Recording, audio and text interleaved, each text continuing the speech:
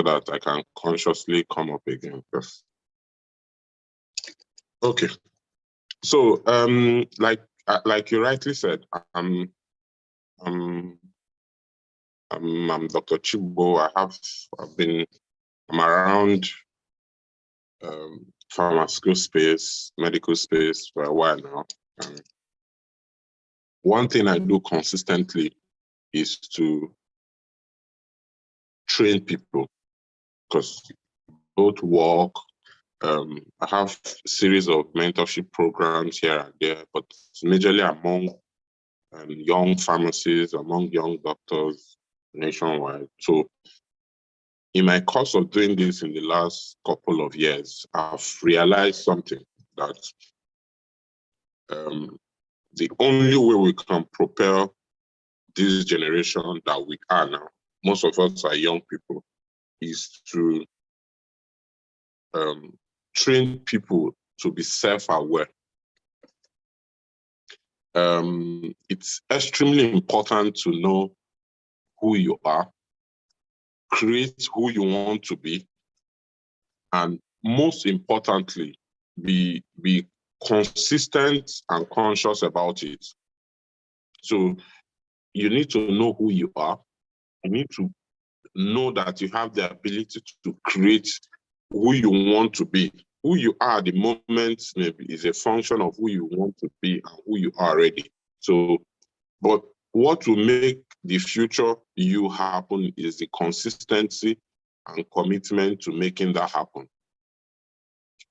Anybody can be successful at anything, honestly speaking. Anybody can be a billionaire. Anybody can be a millionaire. Anybody can be anything they want to. The only difference between people that eventually do it and people that don't is the ability and consistency it's required to achieve it. Are you committed to it? Are you up to it? Are you doing it the way you should do it? So today I'm just going to narrow it down a bit. I need you to understand that you as an individual, anytime you think of self-management, personal brand or stuff like that, know that the subject is you as a person. You are the sorry. Okay. So you as the individual, you are the project. For those of us that run business, if you've ever done business or managed anything before, you will know that you will need to approach that business or that project as an entity on its own. And you're going to do a lot of series of things to make sure that you move that project from how it is in your head to what you want to achieve. It's the same thing with you as a person. So self-management has to do with you approaching yourself as a project, as a business, that, okay, this is this person. For example, now I'm Chibo. This is Chibo. I've been self-aware, right, for many years. That's why success is never accidental. It's not okay, let's just be doing it. It doesn't work that way. If you're not self-aware, if you're not conscious of where you are going to, trust me, you will never get there. So you have to take yourself as a project. Then you now have to go through certain steps. This I'm going to analyze them one after the other, and this is what has helped me over the years. I've taken myself as a project for close to 15, 16 years now. Like, I'm conscious of every major decisions every major decision I take, so that they align with the project of myself I have in my head, which has brought me to this point. I don't think I've taken any major decisions that were not in alignment with, okay, this is the direction. Another thing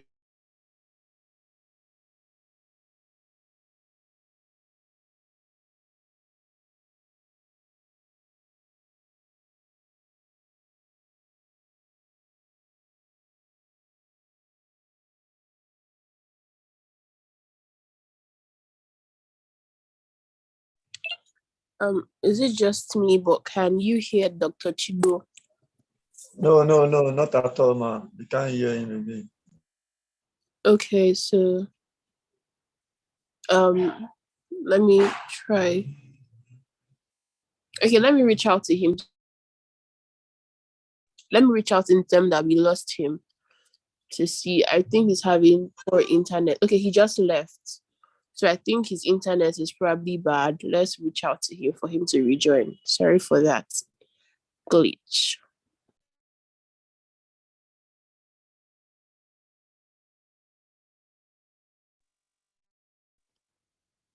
Hello. Okay, we can hear you now. We can hear you. Okay. Sorry about that. I think No problem.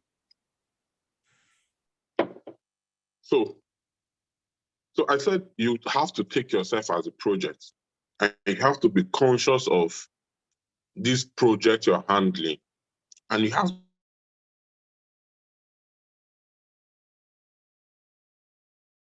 to ensure that every decision you take, that you have all this cumulate to what self-management is all about.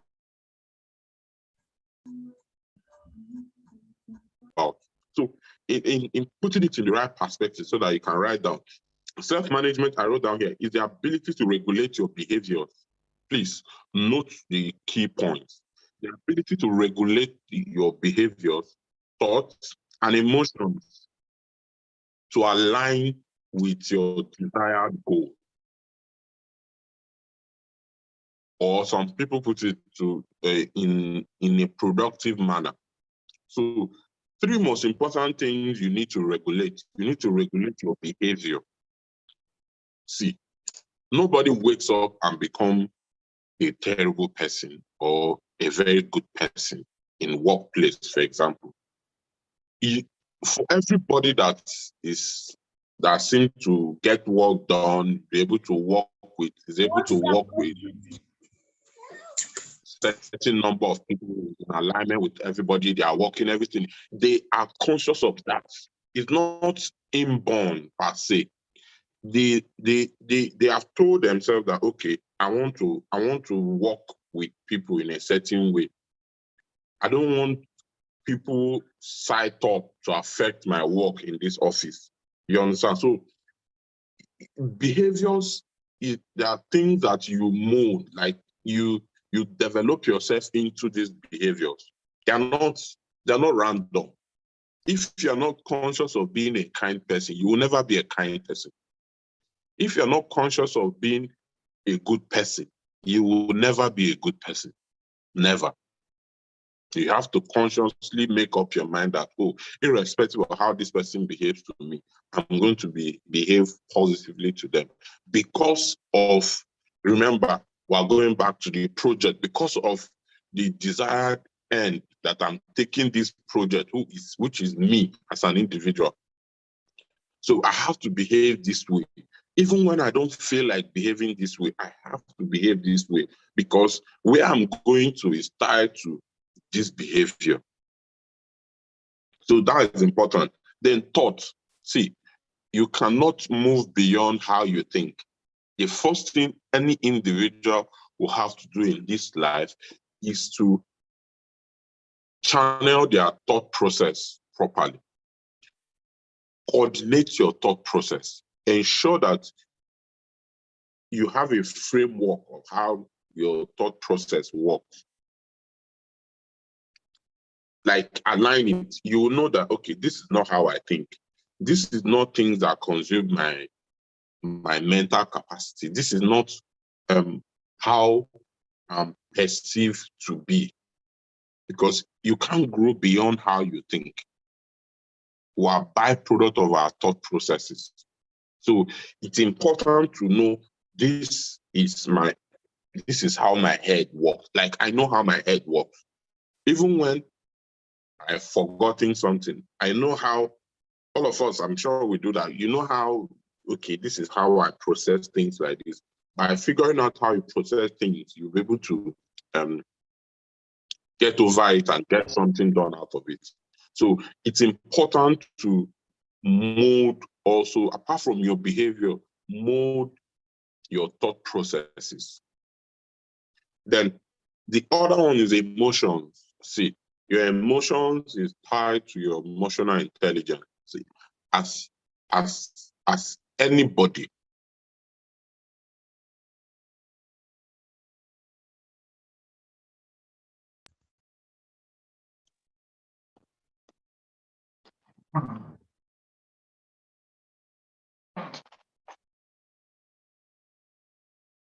hello, can you hear me?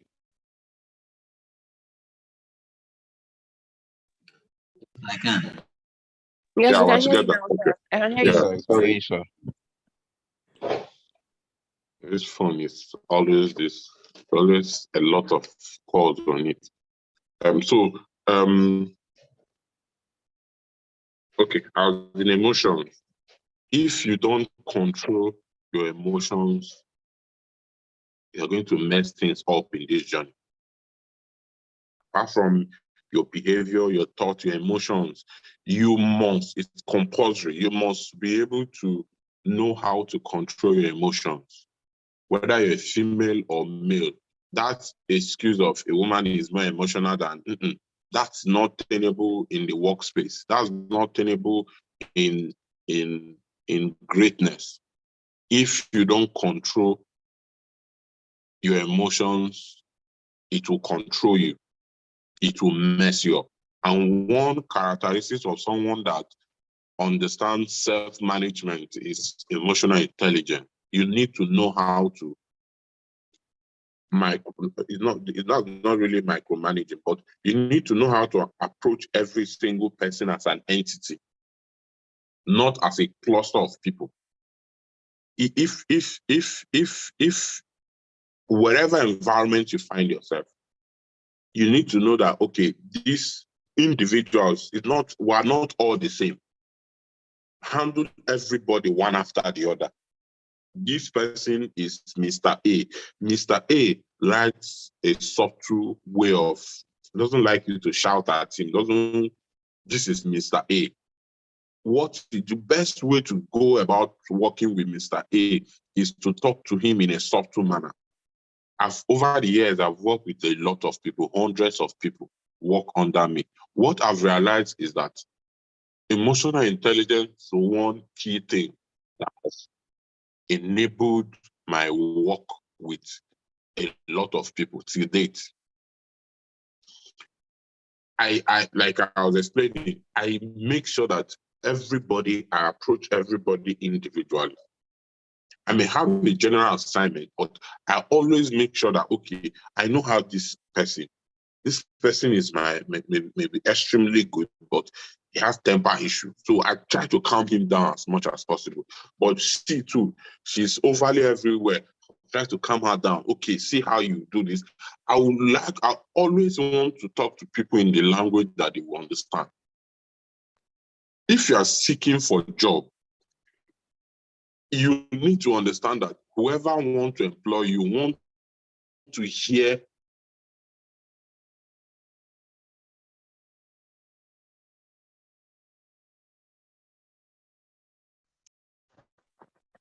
so we understand more from how we perceive the world, because we see the world from our own eyes. And one way to get to anybody to employ you, first and foremost, is to understand the person.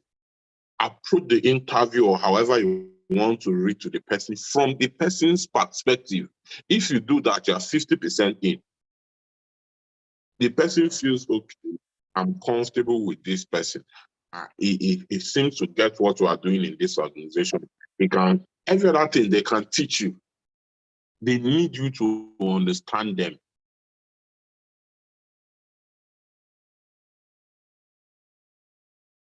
They need you to understand what them.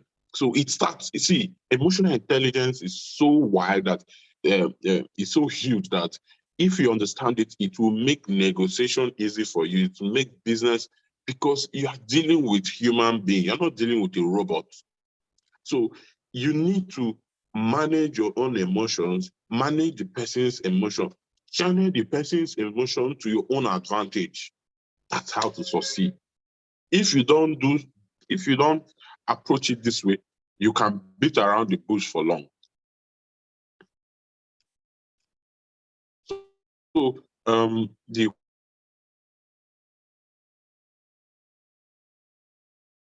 whole idea of your professional and personal life work, if you understand yourself, you will deliver better. You will deliver better at your job.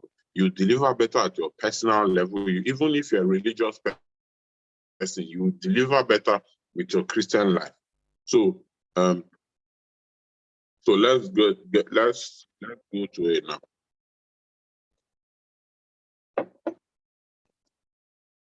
Now, there are self-management skills.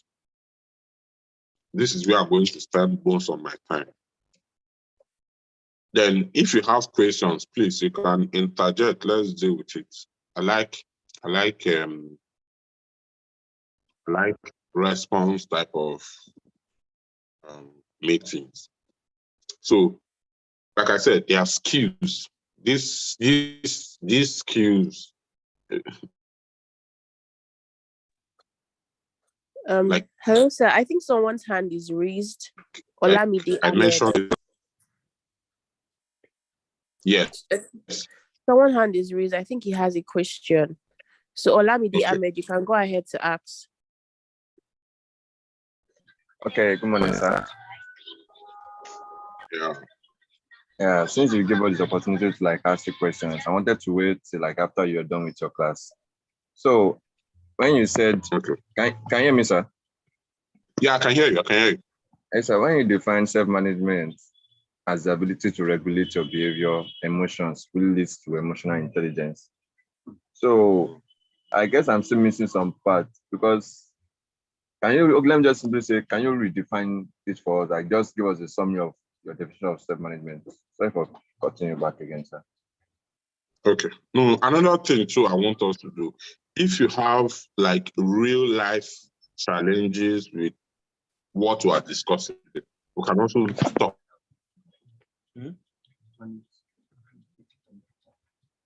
about them so that we can drive it. Like I said, is just say you take yourself as a project. You are managing that project. You are seeing to it that this project comes to fruition, or this project is where it should be. For example, let's say you have a building. You are building a structure. The first thing that comes to mind is see where this I want a duplex, for example. And this duplex is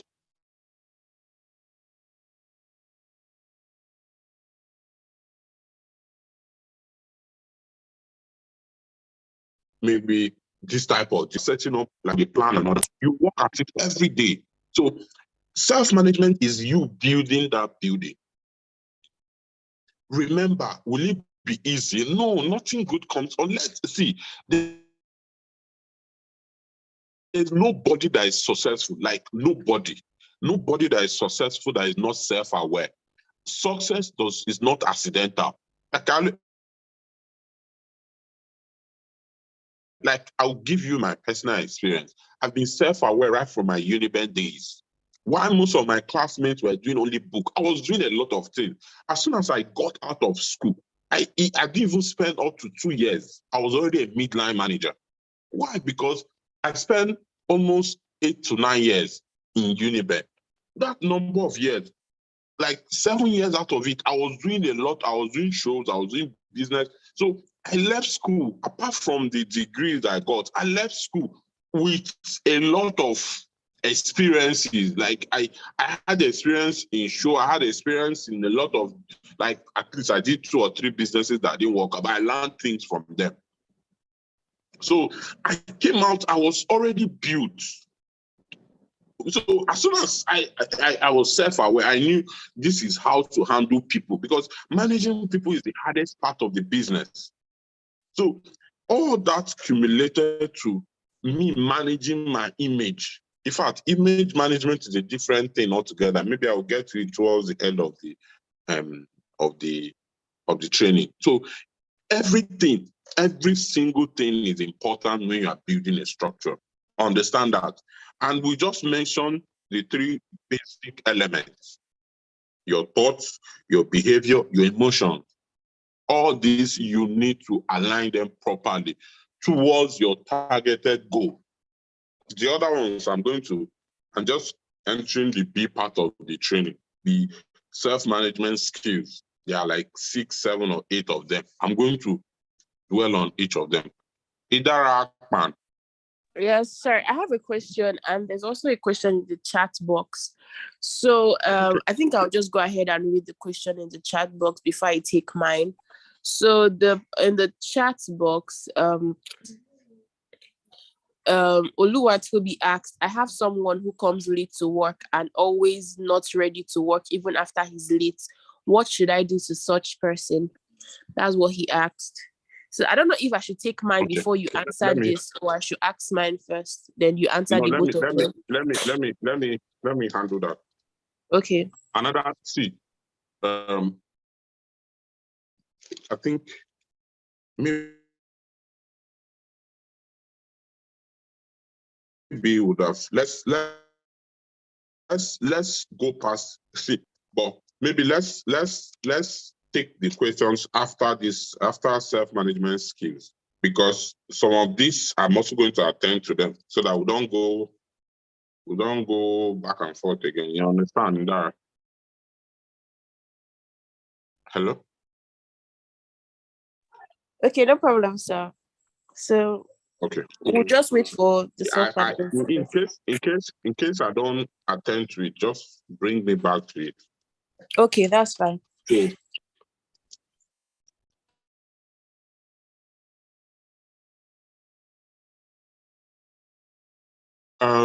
Like I said earlier, if you manage it, this is how to build this structure. The first is time management. I know you've heard about this time management countless times. Everybody keeps talking about time management. But you need to understand that our life is in seconds. Like, your life is tied to the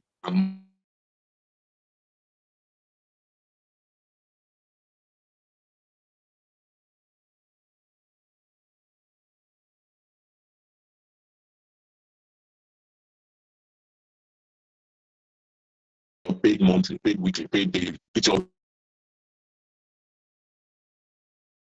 valuable things as an individual is your time. If you have to be successful at anything whatsoever, it's important, you must learn how to manage your time. Time management is one thing that has helped most of us, I'm telling you. That's why I hate it when people throw things at me at random. If you're in my circle and you don't give me, you just throw things to scatter my schedule, trust me, I'm going to throw it out, no matter who you are, unless maybe family. You can't wake up now. This week, next week, I already planned for it, because time is everything. Time is like me right now. All the stuff that I do, time. If you don't manage your time, trust me, you would have spent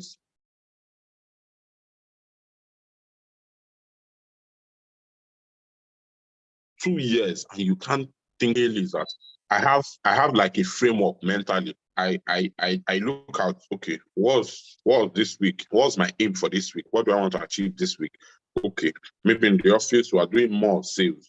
So I know, okay, since we are doing sales, I need to be in the office early. So by 9, I'm already in the office trying to sign off all the products that will go out, all the drugs that we're going to send out. Have that done. Then in a week that is not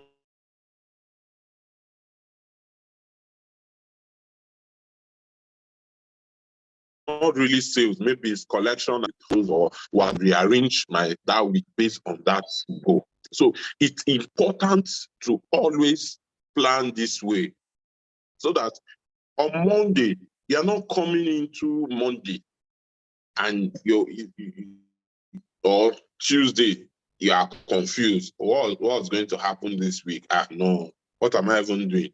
you're cracking your head. You have a scope this week, maybe in the office. If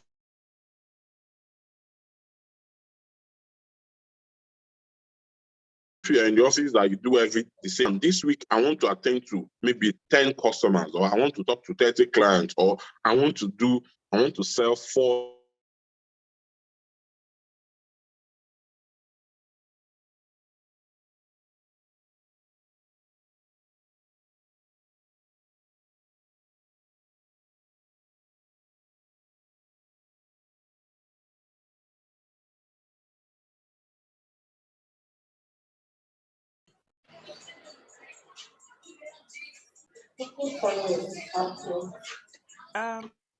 Doctor, you're muted. You have to unmute if you're speaking. We can't hear you.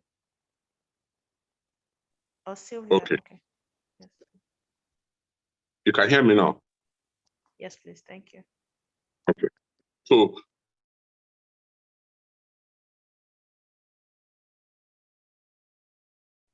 I said you can arrange cluster of items you want. That's how it works for me. I have, okay, this week where maybe like me, I run like 3-4 companies. So this week I want to channel effort in this product or in this brand, in this one. And I'm doing, let's say I'm doing half of this and half of this and half of this other one. I know mentally, okay, this week I'm working on whole sheet product. I'm working on mason, I'm working on this, I'm working on that. So that directs my week. Unless it's something strong to deviate me from that plan. Even if it deviates, it takes like 2 or 3 of my hours and I'm back to my original plan.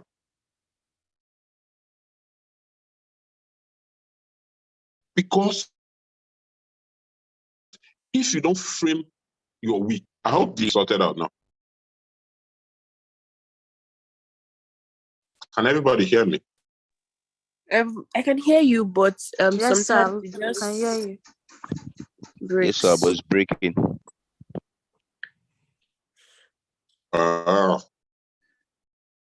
Is it clear now? Yes, it's clear. Let me make a We can hear you now. suggestion. If it keeps happening, Okay. maybe you can turn off your video so that the bandwidth is stronger for the voice. But sometimes Okay. video consumes more as well. Yes, thank you. Okay. Is it better? Yes, please. For now. Okay. So, like I was saying, the idea of managing time in clusters helps me a lot, and I think you can adopt that. Just find a way to do so many things daily, because success is about routine. It's not what you randomly do, it's what you do consistently. For example, I have targets on literally everything. I have targets on number of books I want to read in a week. I have targets on sales. I have targets on marketing. I have targets on even as much as charity. I have like a foundation. I have targets on literally all of them. And I want to make progress at all of them weekly. Unless, okay, maybe this one is not part of my weekly plan, but I want to do something on it this month. Or maybe we plan like some projects to do them like every 3 months or every 4 months or every 6 months or annually. Okay, when are we doing this year's own? We figure it out. Most of us that do so many things, not like we have any super intelligence or anything. There's nothing. It's just that we pay attention to what we want to do and we prioritize the timing. We arrange our time. Okay, this should come first. After this, after this. If by any chance there is change in our plan, we go back to it. You are not meant to be perfect at it at once. You consist, if you can manage your time, if you can discipline your time to have a consistent and a productive routines, trust me, there's nothing you cannot achieve. At work, you concentrate. See, people that excel at work, people that really do well at work, they are conscious of the time. You know, some people, once you come to their desk, they tell you, no, I can't play now, let's talk later. And once people know you are someone that is dedicated to what you do at a certain period in time, okay, we don't want to play later, but now I want to get this thing done. You will know you keep being productive on a daily. And the reward for productivity is so, I don't know, for me, it's extremely exciting for me. I like setting out to do 10 things daily and I achieve even 11 more that day. I'll go and reward myself. I'm going to feel good with myself. So time management is extremely important. Please pay attention to what is taking bulk of your time on a daily basis. Understand, break down your life. How much time do I spend on social media? There's nothing wrong with spending time on social media unless if you're making money out of it. If you're an influencer, if you're someone that is a content person or whatever it is. But if you're only spending time on social media out of boredom, out of entertainment only, then something is wrong with that. All of us are a victim of this. But at the same time, know what time are you spending on social media? Is it your active work time? Is it your sleep time? Also understand that you need to, managing your time is also managing your health. There is time to sleep. Every adult should have at least 10, 8 hours sleep daily. Plan it. If you are owing yourself sleep, depend like this, sometimes I can run some weeks and I've not had up to 4 or 5 hours sleep. So I know that, oh, that weekend, don't wake me up till 10. Maybe Saturday, I'm waking up by 10 so that I can at least recover most of my sleep hours. That's how it works for me. Because if you manage your time better, you are going to have more time to sleep, more time to rest. Your activities will be less choked in a way that, oh, you have rest of mind that, okay, this is what I plan to do and I did all that. Then the next skill you need to learn in this self-management training is self-motivation. Every successful person, directly or indirectly, would motivate themselves. Most of them, if you live in Africa, Nigeria, if you live in this part of the world, that sometimes motivation is a big problem because nobody really it looks like this system is against you. It looks like the system is against you. You need to find a way to motivate yourself. You need to find a way to ginger yourself, so to say. So find out what motivates you as an individual. Because and motivation should be internal. Don't externalize motivation. Take this from me. Don't externalize it. Let it be from you. Know how to stimulate yourself.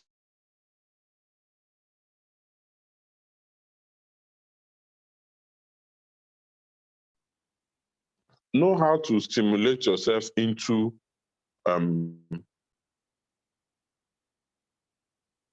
getting back in line. It's important. It's extremely important. Get back into the shape that you have in your head mentally. Because if, okay, let's say my goal is, I like to think in numbers. Let's say my goal is to make $1 million this month, depending on your business. And you've done all your calculations, you've seen all the possibilities, and you're on it. You wake up sometime, you don't even feel like standing up from the bed.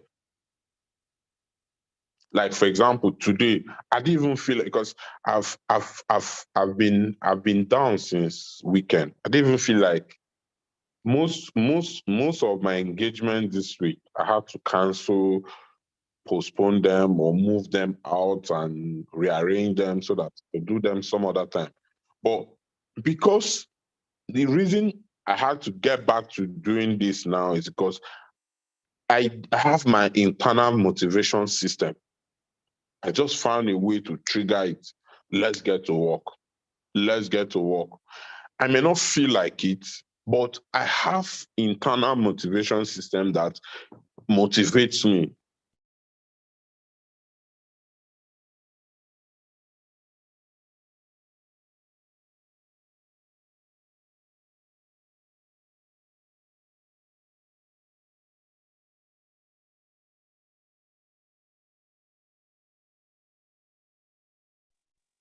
It's a book.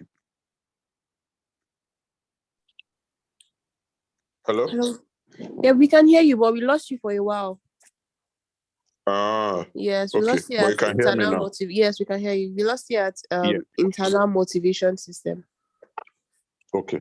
So, like I was telling you about how I've been feeling since this week, and because I've been sick, I've been maybe like 50% productive this week. It's also opportunity for me to rest.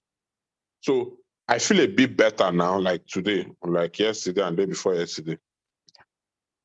Ordinarily, I didn't feel motivated to speak today initially, but I had to trigger my self-motivation mechanism to get to it. And of course, immediately as soon as I triggered it, what do? I had to look at, okay, what is my core? My core is that I want to help. I want to be part of people's progress. Once I play all those stimulating things that naturally stimulates me to get to work or get to my charity or whatever I do, it's automatic. I pick up from there and and as soon as I get, like, for example, now I'm enjoying this session because I had to trick it, I had to trigger it, and I kicked off, and I'm fine.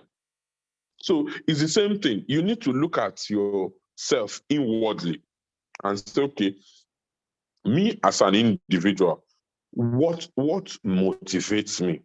Some people is charity, some people is money, some people is fear of failure, some people is fear of poverty.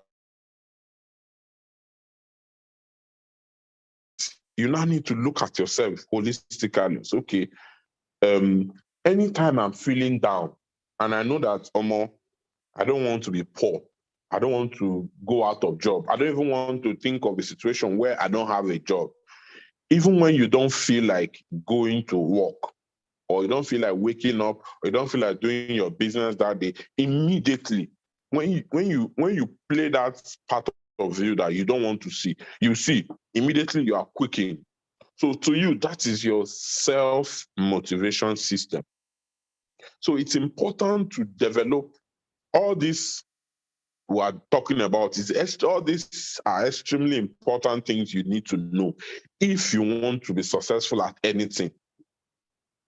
If you want to be successful at anything, you need to have these skills. So that self-motivation system, once you trigger it, you see that automatically the most important thing is to start up. Once you kick off, immediately you will channel your energy and you will keep moving. So know what your self-motivation system is and learn how to trigger it when you feel very low. It's normal. You always feel low. It's not every time you feel like doing it. But this self-motivation system, if well triggered, will always get you back in shape. Then the next thing is stress management. We talk about this stress management just as much as we talk about time management. Most of us that are in medical line, we know the how serious stress can be. Most time, me as an individual, most times I am under the weather, usually due to stress. And most of us also struggle with stress management, stress, everything. We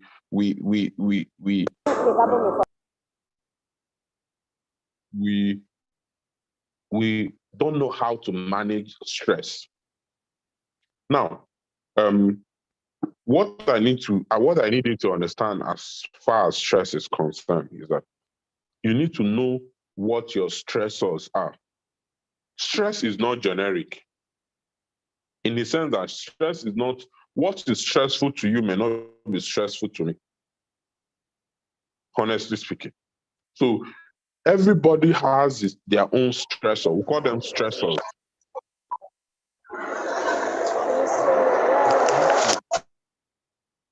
Okay. What you need to understand first and foremost is what is your stressor? What triggers you to, what makes you get into that negative energy, or that once it's triggered, it will overwhelm you. As we are going through this training, please be playing, if possible, write these things down so that you can manage them. You need to figure out what is my stressor. For example, me, I don't like repeating problems that I don't have immediate solutions to. And also train people around you to know your stressor. If you are the boss or you work with people, let them understand that I don't like when this happens like this. Some people get triggered when work is half done, when something is done this way, when you don't come on time, when you are too lackadaistic, when all these stressors, know them. Search within you and know that, oh, this triggers me. Once you've identified the problem, then you can manage it better. So the first thing is to understand it. Like I said, I don't like dealing with problems I don't have immediate solutions to. I don't like going over it. It stresses me. And why it stresses me? Because it stresses me in a way that I don't have immediate solution. And that drives me crazy. So know what is your stressor. Manage it. Now, managing it is, in a way, solving it. Solving your stressor does not mean that you have a complete solution. For example, you know that any random example, you know that somebody coming to work late or somebody being slow stresses you.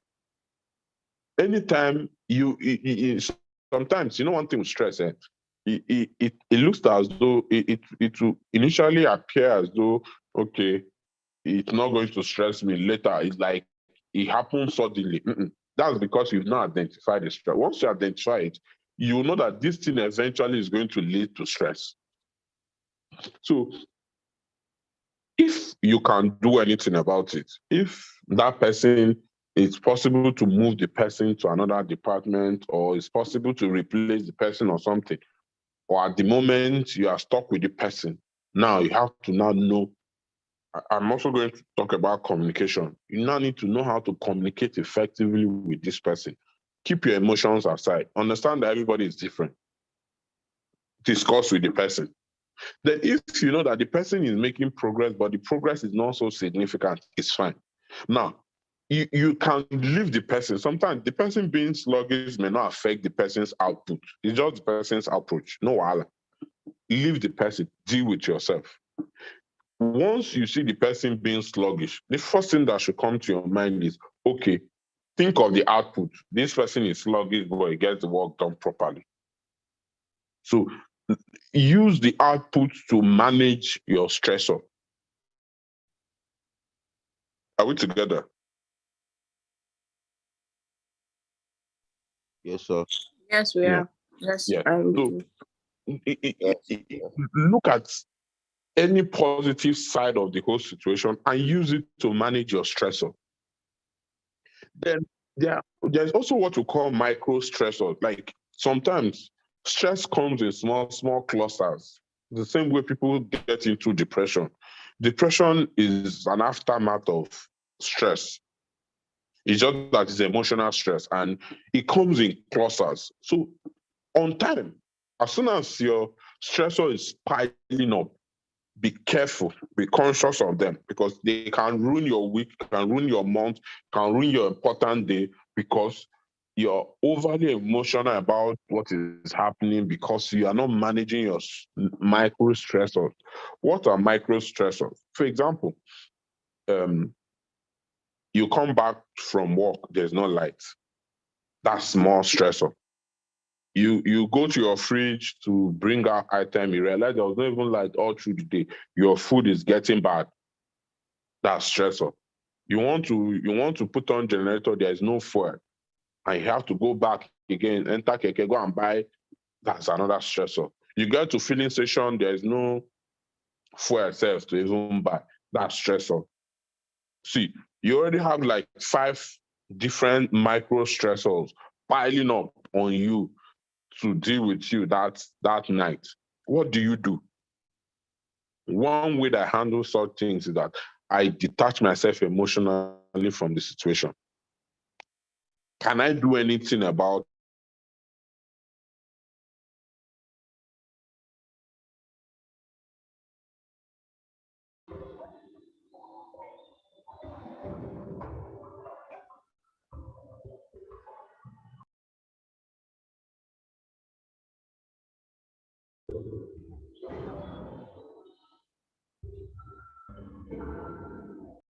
what can I do? I want the boss, the splash water on you. You try to clean it, to get to the bus stop. It's like life comes with micro stressors on a daily basis, usually before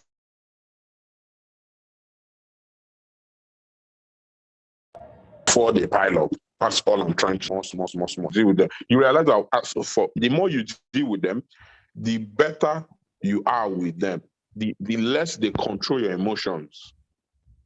So if you deal with this, or someone keeps annoying you, if you deal with the annoyance separately, you detach this person's annoyance from this individual's annoyance, from this particular situation annoyance, you would have mentally know that, okay, it's not like, oh, every day is just going bad. It's just that these things are happening separately and I'm managing them separately.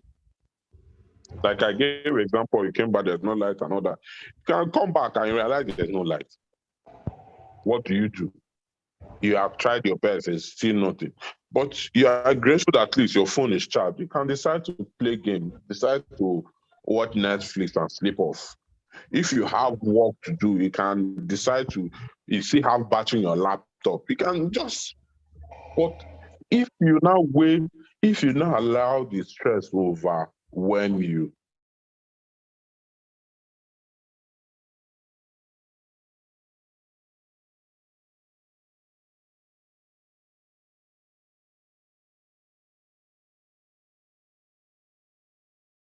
You're speaking, but we cannot hear you. We lost you. Oh, okay. Can you hear me now? Yes, we can hear you now. Yeah. I can hear you. Like I was saying, you could have all these stressors. For those of us that live in Nigeria, you go back home, there's no light. You went downstairs to buy fuel.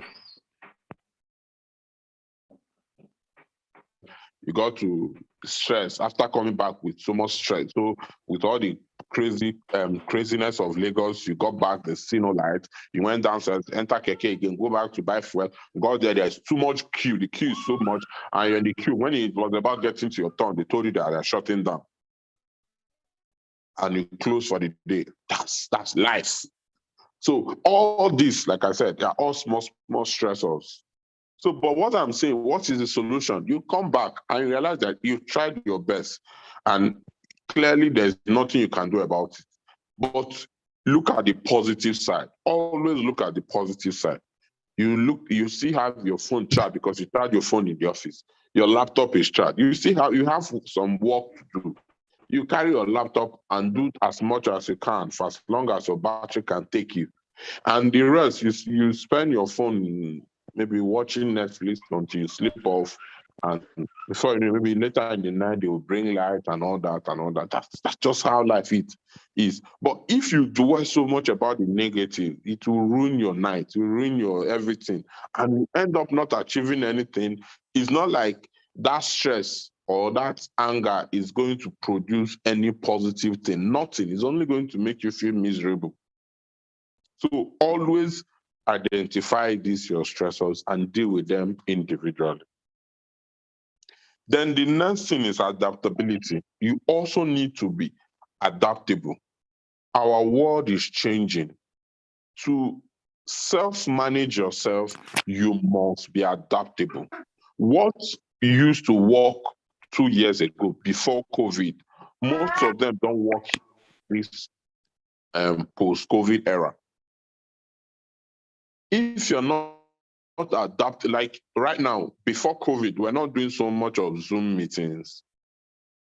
If you don't quickly adapt yourself to Zoom meetings, you will be left behind. So as a business person, as someone that is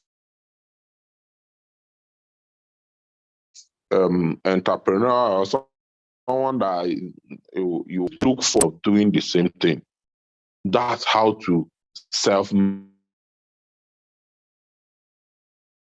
manage yourself. Understand that you live in environment that everybody is also living in that environment, and that environment is evolving, it's changing per second. The worst thing that can happen to anybody is to live in fast evolving environment and not evolve with the environment. You end up, what happened to Nokia will happen to you. You can be a champion today, and if you don't adapt in the new technology, new ways of doing things, in 2 years' time, you can be completely broke. I remember when the Nokia CEO was handing over to Microsoft, because eventually Microsoft bought Nokia. Nokia was, I remember most of us that used Nokia. Nokia was bigger than Apple and maybe Android. But in fact, Nokia controlled the whole mobile phone space for many years. But they were not adaptable. They were not moving based on the change. They were stagnant. They were just in one place. So when the Android and Apple wave came into play, they were still there. And this thing is what is happening to most people. That's why you say they tell you this man, he used to be wealthy, or now he's broke. It's because the person didn't adapt. The person didn't change when the person was supposed to change. So as an individual, be conscious of changes happening around your business area. Be conscious of changes happening around your industry, and be adaptable. Change when necessary. Adapt when necessary. Just don't remain the same. Don't be the same person that you were last month. And one way to adapt is to quickly learn new skills. If right now everybody is going tech, everybody is doing one technology course or the other, find it. You don't have to be a programmer, but do small courses, read about them. What does this thing do? How does it work? How does it apply to my industry? What is my industry in the next 10 years? What is my industry in the next 5 years? What is the future of my industry? This is how to be adaptable. So back to the Nokia story, they remain stagnant. Before you know it, Android was strong. And the whole Android system could adapt to multiple phone companies. It was no longer just one phone company. It was now opportunity for anybody to manufacture their own phones and be on the Android platform. While this was going on, Apple was developing their own strategy system, and it was going on. But Nokia felt that they were too big for anything to happen to them. It wasn't even up to 2 years, they were off the market. Like I said, I remember when the CEO was handing over to Microsoft, he said, we did everything right, and at the same time, we did everything wrong. We didn't know how this happened to us. And that's the worst thing that can happen to you as an individual. Something is going wrong. You are not even aware that something is going wrong. It's even worse than being aware and not doing anything. But if you're not aware that in my environment, there's change constantly happening, then that's why some people are employable, some are not employable. Some people, they promote them in the office, while some, they don't promote them.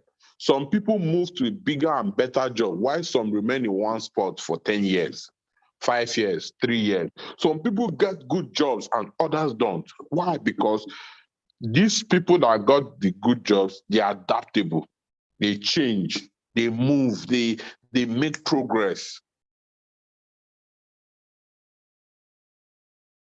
You understand?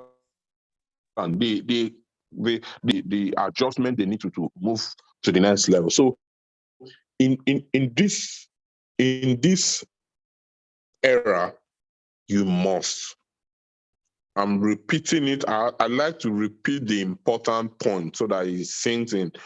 You must be adaptable. You must change to suit the new direction that the world is going into. And you must be open to new knowledge. You must be flexible. You must be open-minded, because what used to work may not work anymore.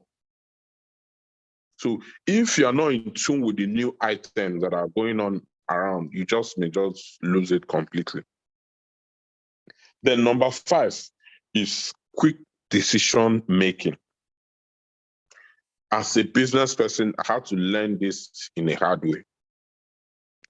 Sometimes it's difficult to make quick decisions, but I've also realized that it's more important to make decision and maybe eventually discover that it was a wrong decision than not to make decision at all. Because making quick decisions make work faster, most if other people are depending on you. So in self-management, you must know how to make the right decision the first time. You look at the scenario, you take decision and go with it. If at some point you need to change, remember, you cannot be adaptable, you can't change. Even you changing quickly is also a form of, you being adaptable is also a form of quick decisions. It's important for anybody running business, you must, because procrastination, delay is you're wasting your time. Before you know it, you're in one situation for 4 weeks, 5 weeks, 6 weeks, 10 weeks, something that you can quickly solve in 2 days. There's something that Elon Musk said some years back. He said, if you give yourself 10 days to clean your room, it will take you 10 days to clean your room. But if you give yourself 2 hours to clean your room, it will take you 2 hours to clean your room. Sometimes it's all about decision. It's all about you making up your mind that, oh, I want to do these 2 courses. There are a lot of free online courses now. If you go throughout 6 months and you've not done any new course in your area of specialty, I don't know how I'm going to describe your case, because there are free courses, some are paid peanuts. The amount you're paying is so little, it's insignificant compared to the knowledge and the certificate you're going to get from the course. Sometimes most people that are at home doing nothing, you are just robbing yourself unnecessarily. It could just be you taking that quick decision to go and do this course. How much time do you spend on Coursera, on all these learning platforms to look at courses available in my field? Let me do this one. Make up your mind that every 3 months or every 6 months, every year, I'll do one big course or the other. I'm going to do small in this era. I don't know when you are going to succeed, because a lot of things are now available unlike before. So the only way you can take advantage of what is happening around you is your ability to take quick decisions instantly, and you stick with it. I want to do this and I'm doing it. I want to do this and I'm doing it. I may not get it 100% or immediately, but I'm doing it and I'm going to get it done. That's how it works. So if you're not making quick decisions on a daily basis, on a weekly basis, then something is wrong. Don't procrastinate. It's better you do it and you go head on and it's wrong than you don't at all. At least you know that when it comes to life, I don't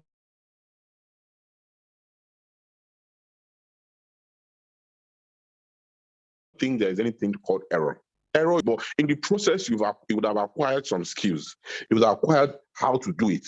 The same process that you use in doing the wrong thing, you can use it to do the right thing. So it's important to learn the art of quick decision making. It's important. Please note that it's one of the very, very important skills you must learn in self-motivation. Then number 6 is goal alignment. That's prioritizing what is important to you. It's an extension of time management, because if you align your goals to a certain processes or certain ways, like, okay, I want to, like I was giving an example when I was talking about my time management. I outline things I want to achieve that week, and I hit them head on. I approach them one after the other, and I'm at them. So I have different goals for me, different brands, different companies, different projects. So each of them, I have, okay, this one we want to do certain number of sales. This one we want to do certain number of eyeballs. Is marketing we're doing on this. This one we're producing the product. So we need to be able to get this done at this time. All my goals must align to the ultimate goal of achieving the ultimate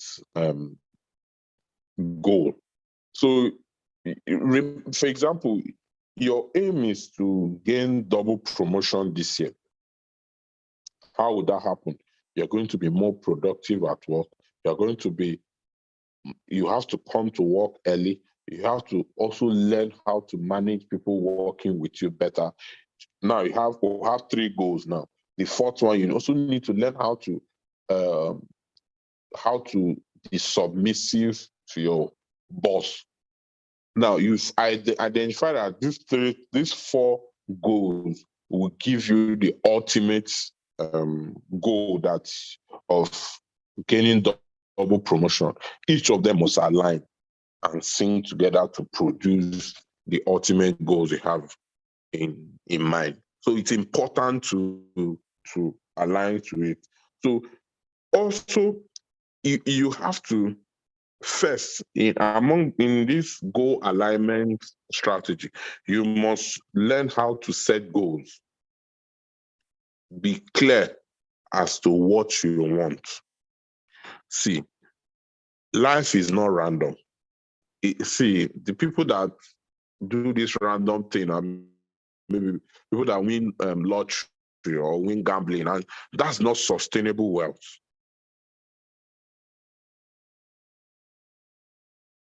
You have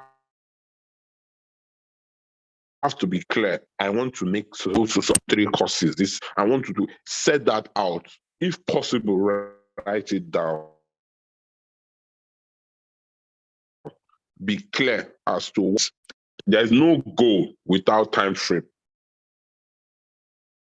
The next thing is that communicate this goal. If, for example, you need other people to achieve that goal. Let's say in the office, you are a team lead of 2 or 3 people.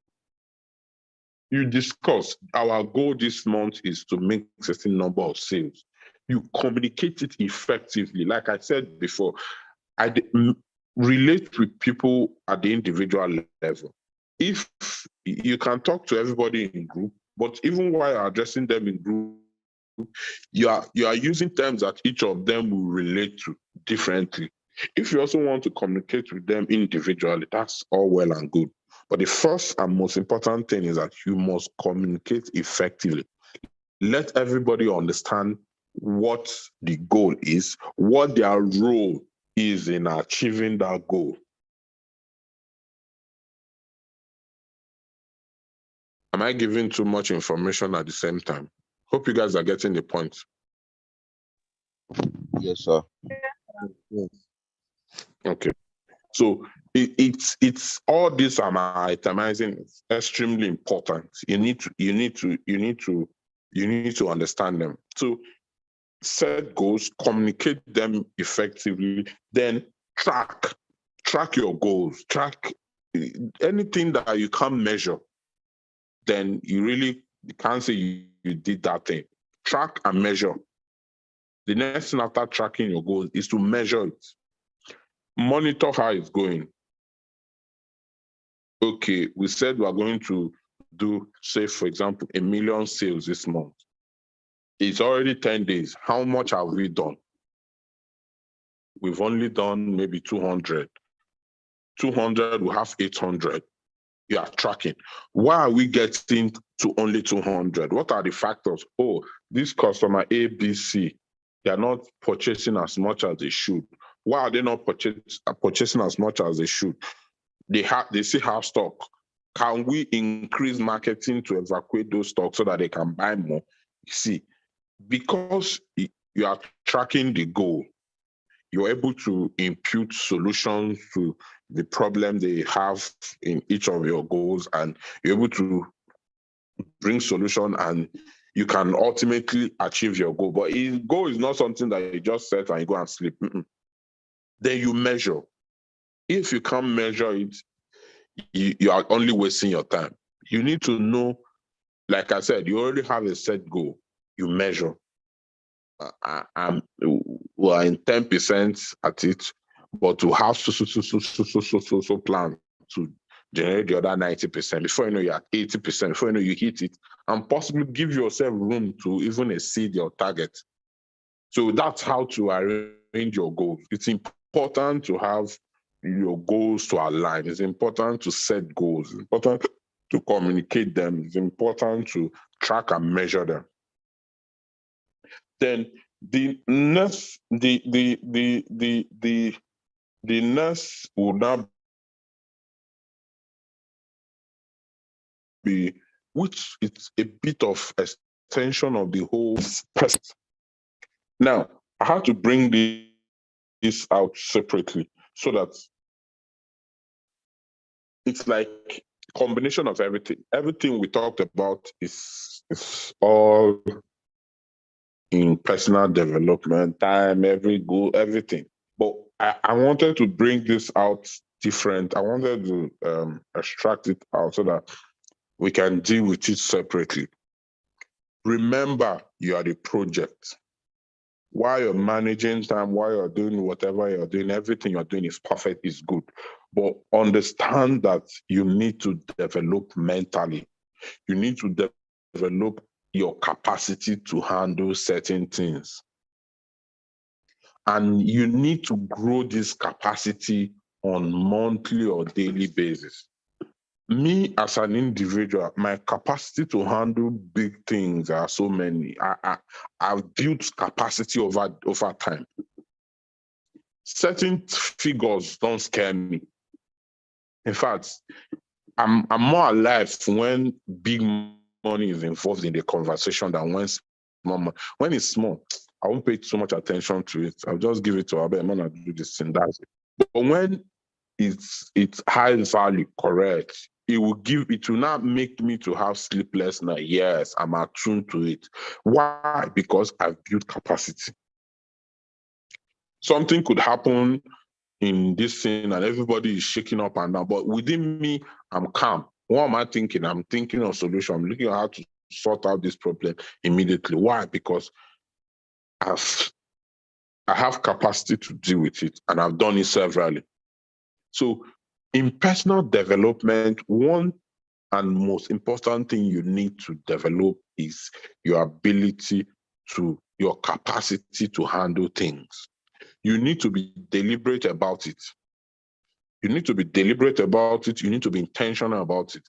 That's why, as an individual, as a young person, as someone that works, it's extremely important you develop yourself mentally.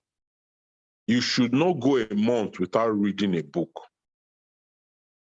Successful people are knowledgeable people. Successful people are capacity people. There's nobody. It's only in our political space you see a lot of people with less capacity handling what is even beyond them. In actual world, in corporations, the CEOs, the big people that earn a lot of money, they earn so much money because they have capacity to handle such problems. And one thing with capacity, it's not about age. My experience, personal experience in work and business, I've always been the youngest person in the room. In fact, I had to learn how to work with older subordinates. That's a different skill altogether. It is a different conversation completely. It's a different conversation altogether because it's easy when you are older. Maybe since if you're in Africa, in Nigeria here, when you are older and the people working with you are younger, it's a bit easy to control them. Control may not be the right word, but to guide them properly. But when the person is older, way older, you always look at you as, this small boy. What would make them not to look at you in that way? It's your capacity. The solution that will solve the problem and solve the problem properly. So as a business leader, as wherever you are, and leadership is not even about position. You can be the least person. You can be a cleaner in an organization, and you can suggest something that will move the organization from one level to another. Trust me, nobody is going to look at you as a cleaner anymore. Nobody is going to keep you as a cleaner anymore. It's just a matter of time. They're going to move you from being a cleaner to give you a good position where they can take advantage of that, your capacity. So it's important, it's imperative that you build your capacity on a monthly basis, on a daily basis, by increasing your mental capacity. Don't be someone that in the office, nobody comes to you with a problem. Don't be the least person that people will consult. People like to consult people that will give them solution to their problem. The world is full of problems. And I posted something on WhatsApp recently that most of the problems you are facing, someone else has faced that problem. Most of the issues you have is in a book. Look for the book, read, understand the person that solved it. How did he do it? And use it. And use it to prefer solution to people's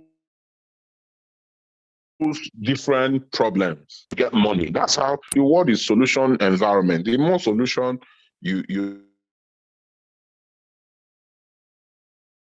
bring to the world, the more you are paid for it.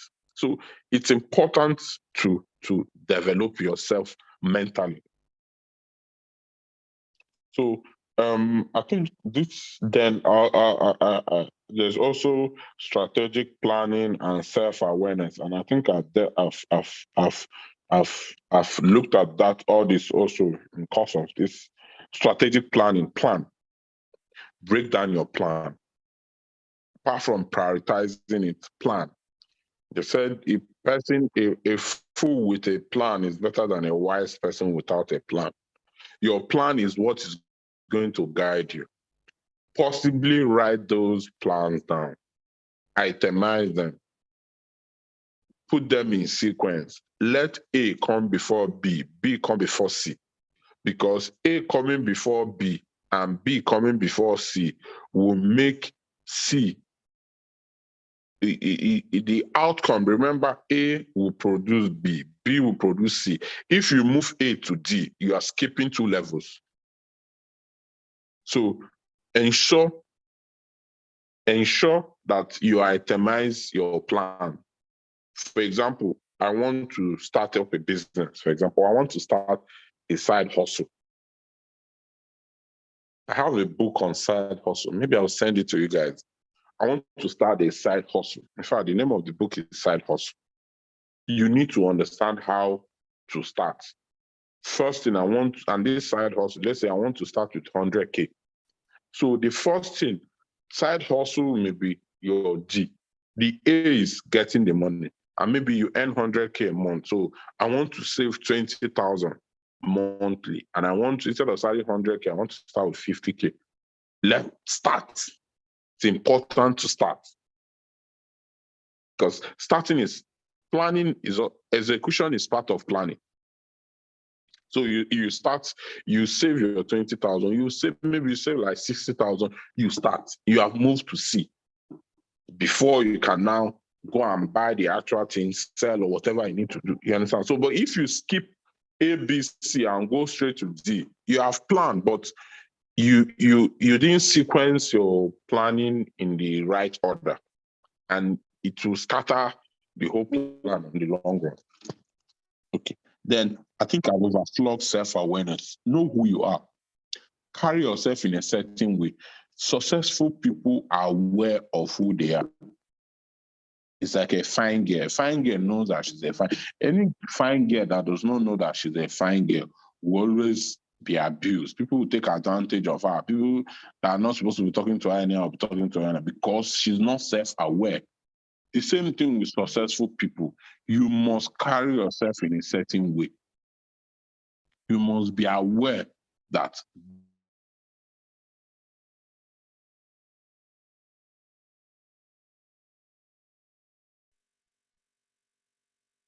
I don't want to sell myself below. You understand? So I So we think as lost you at well. one point. Yes. Are we together? Yes, we can hear you now. I can hear you. Hello? I can hear you now. I can hear you. Okay, sorry. It's just that calls keep coming in. So I'm trying to block the calls as much as possible. So this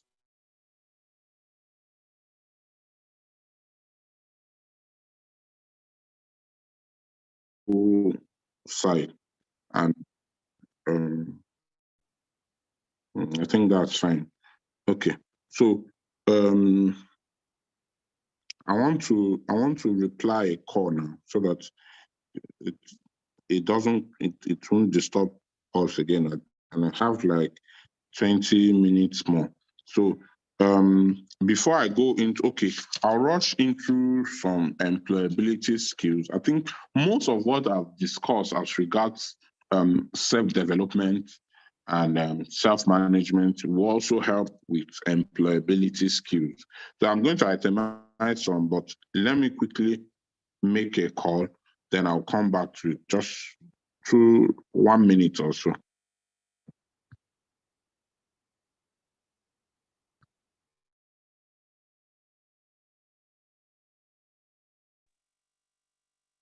All right. So while we wait for Dr. Joshua to come back to us, we can quickly just address one or two questions or talk about one or two things on the chat box. I know a lot of conversation has been going on there. Thank you everyone for joining us once again. I hope you are enjoying this session and learning from it, which is the main reason why we are all here. So like I put on the chat box, please feel free anytime to send us an email, when you need some sort of guidance, because we're all here to support each other, whether it's on the course, the direction you want to go, on the path that you're trying to start. We will, as much as possible, bring in our knowledge, even help you do some more research or assist you in, just getting started on what you want to start. So feel free to reach us anytime via email, not anytime via calls, right? So that's one. Another thing before Doctor comes back is, I think a question that someone had asked. Let me see if I can find it. Yes, between self-employed and white-collar jobs, who faces stressors the most? That's Adepoju Moses' question. Adepoju, are you online? Are you still here? Okay, Adepoju is here. So anybody that has an answer can just feel free to respond. Remember, if you are not a business owner, that's a self-employed person, right? Think about the responsibilities of that person when it comes to owning the business, thinking through the risk of the business, ensuring that salaries will be paid, and ensuring that there's always a source of income so that salaries will be paid, ensuring that profit is being made, taking in all the excuses and all the recommendations and feedback that comes from the employee or people that or their customers. Think through all those things that the business owner would do. The sleepless nights that the business owner would have, even while the employee is sleeping. So when you close from the office, in most cases, your job for that day is done. You go home to continue your own business as an employee, and then come back the next day to continue. Think about what the business owner does. Do they go home and forget about their business, or they are still thinking of ways to ensure that the business survives, keeps running? But these are not the only stressors. I'm just talking about business-related stressors, because you had asked about owning a business and being an employee. So when you think through these different things, put yourself in different shoes, wear the shoe of a business owner and then wear the shoe of an employee, then you begin to realize that it's not really a situation of comparing which one is more stressed versus which one is less stressed. You can talk about the responsibility, which one is more, but it just shows you that everyone is under a lot of stress, right? From the employer to the employee. Everyone has different level of stress to go through. That's on the business. Before we not talk about your personal, on the business or on the job, before we not talk about your personal stressors, right? Which might just be as little as doctor had mentioned, going to get fuel, coming home to find there was no light, and most of the things you have in your fridge has gone bad. Those are things that we all face as individuals. So I hope this helps you. So the reason I'm not answering your question directly is because in most cases we need to think through these things and come up with. It helps us to relate better with what the actual response can be, because it can really be relative. I'm sure there are some business owners who don't take their business seriously. They're nonchalant about it just as much as you have some nonchalant employee. And another thing you want to look at is how long do they have these businesses running before it finally collapses. So, it's actually very relative. But in terms of responsibility, that's a different question entirely. I hope I was able to break down that question for more thoughts, to get the response to what the answer really is. Lighton, was Lighton that asked the question, right? Is Doctor back? Are you ready for us, Doctor? Yes. I think, sorry, I had to All right, I quickly. just wanted to keep us busy. All right, back to you. Yeah. So, as we wrap up, I was on self-awareness and all that. Then, some principles you also need to adapt or adopt as someone that is building a structure that is you. The structure is that always keep your promise. Integrity is a currency in our today's world. Most especially for business people, learn how to manage your integrity. Learn how to keep to a word that, okay, we will deliver this. If you cannot, quickly inform the person. Because if you can't keep to your word should be your bond as far as self-management is concerned. The same thing with your employee. It's also part of employability skills. You need to, while at work, if you're going to deliver this document in 3 hours, tell the person maybe in 3 hours, 30 minutes, always deliver on time. I hate it when my people, you need to do this, and you're taking a day or two to deliver something you're supposed to deliver within 4 or 5 hours. Nobody wants that, because that document or that work you are doing is it's added to what other people will do, then will now submit at the divisional head level, at the divisional level. So if you don't do your part, it's going to affect the overall progress of the whole project. So it's important to keep your promise. Then focus on what you can control. Some elements, you can't control them. Be more in tune with things you can control and do something about them. For example, like I gave the example of coming to the house, there's no, if you can do anything about it, then it's fine. If you can't do anything about it, walk around what you can do something about. First, define yourself properly. I've said this severally. I've said it in self-aware. Define yourself, know who you are. Know your strengths and your weaknesses. Know your opportunity in your environment, like we use SWOT analysis and all that. So it's important to know your strength. It's also important to know your weakness. These two are important in your progress.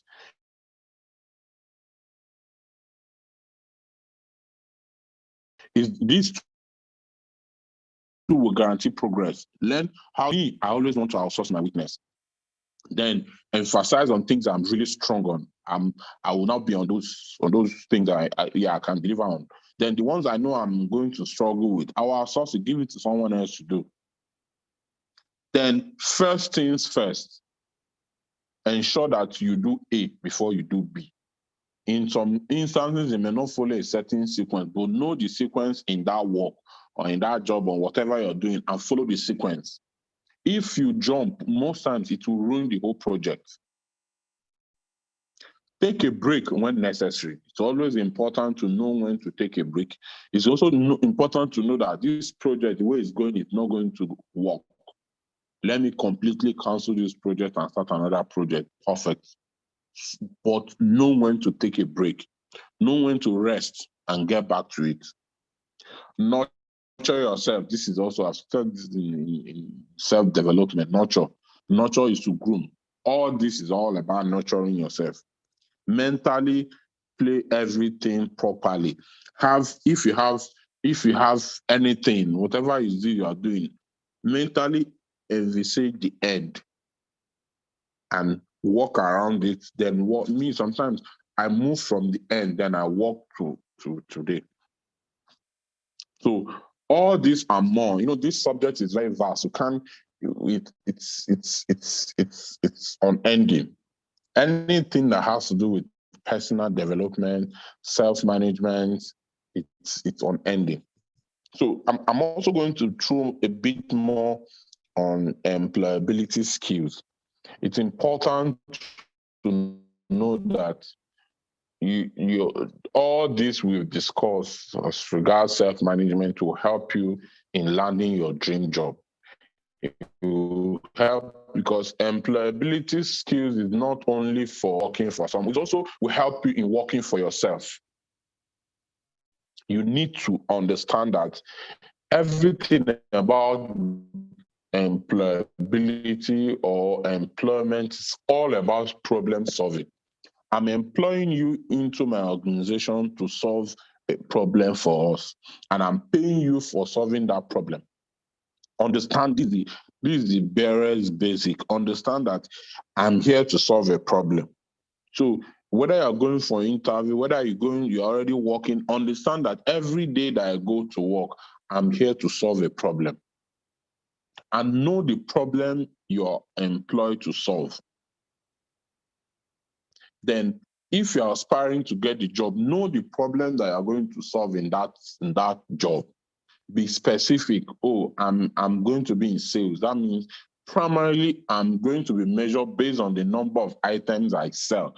There's no rocket science about it. It's easy. So you know what you're going to be measured on. So you now walk around that. For example, like I sell drugs, I sell medication. So if you come into sales of pharmaceutical products, for example, you're going to be measured based on the number of products you sell. One, you're going to be measured based on the number of, say, doctors you convince to prescribe that drug. Two, the number of, let's say, pharmacies you also convince to dispense that drug. Three. So you know outrightly, this is what I'm going to do. Even before going into the filling the job description, you will now sit down and learn these 3 skills. See, employability skills is all, everything is around this thing I'm explaining now. So you know this is what is required. How can I be a good salesman? You learn it. You practice it, you get better at it. And one thing with sales, I always say, once you start sales, you always excel as a salesperson. Once you can sell one commodity, you can sell another commodity. And business people are generally salespeople. You are either producing a product or a service. And each of them, you need to sell that product or you need to sell that service. So understand it's primarily about problem solving. Then you also need to know how to communicate. You're going to be working with people. I know you know some people that you work with that their biggest problem is communication. They just don't know how to say things in a certain way. They will go and beat around the bush or say it in a derogatory way or say it in an insulting way, and everybody will just have problem with them. But you know that this person would have done better if he or she would just communicate effectively. Say, this is what we are supposed to do. This is when we're doing, this is how we're going to do it. Simple, but it will just complicate the matter. So one good trait you need to learn as someone that is in employment or will go into employment, going to run your business or whatever, you need to know how to communicate effectively in your job environment, in your work environment, in whatever you do. Communicate is not the same way you communicate with your boss. The way you communicate with the people in your level is not the same way you communicate with people below your level. You need to know how to communicate to your subordinates so that they understand that you are giving instruction. Know when you are communicating instructions. Know when you want to get a feedback. You do open-ended questions. You ask close-ended. You know when to use all these communication skills to drive at what you want to achieve. Work is all about communication. You are going to work with people. You also have to be collaborative in mind. Understand that you are not doing the work alone. Accommodate people. Let them accommodate you too. If there's no man is an island, understand that you cannot do everything. If you are doing everything as a business person at the moment, you're just starting. With time, you're going to employ 1 or 2 people. From there, you're going to employ more people. Your ability as a business person to run everything successfully is your ability to manage everybody. Bring everybody together. Get the best out of each and every one of your people, and they're going to fly.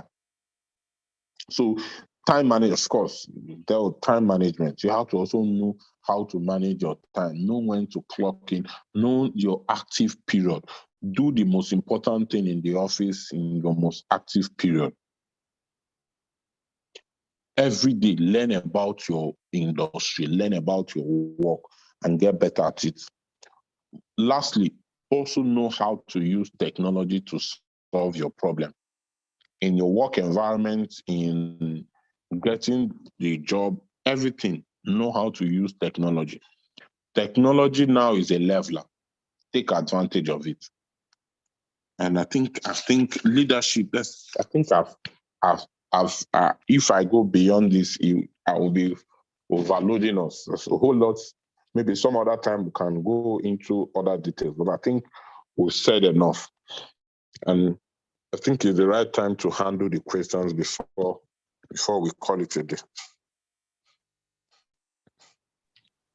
Okay, thank you so much, Dr. Chibu, for that presentation and that very impactful talk. So I would just say a summary of key points of the lesson and the lesson and what we've heard so far. Then after the summary, then we can now go on to take the questions. So I'll just quickly run through, and then anybody that has any question, you can drop it in the chat box. If you want to ask it, if you want to ask it directly, you can also raise your hand while I go through the key points of the lesson today.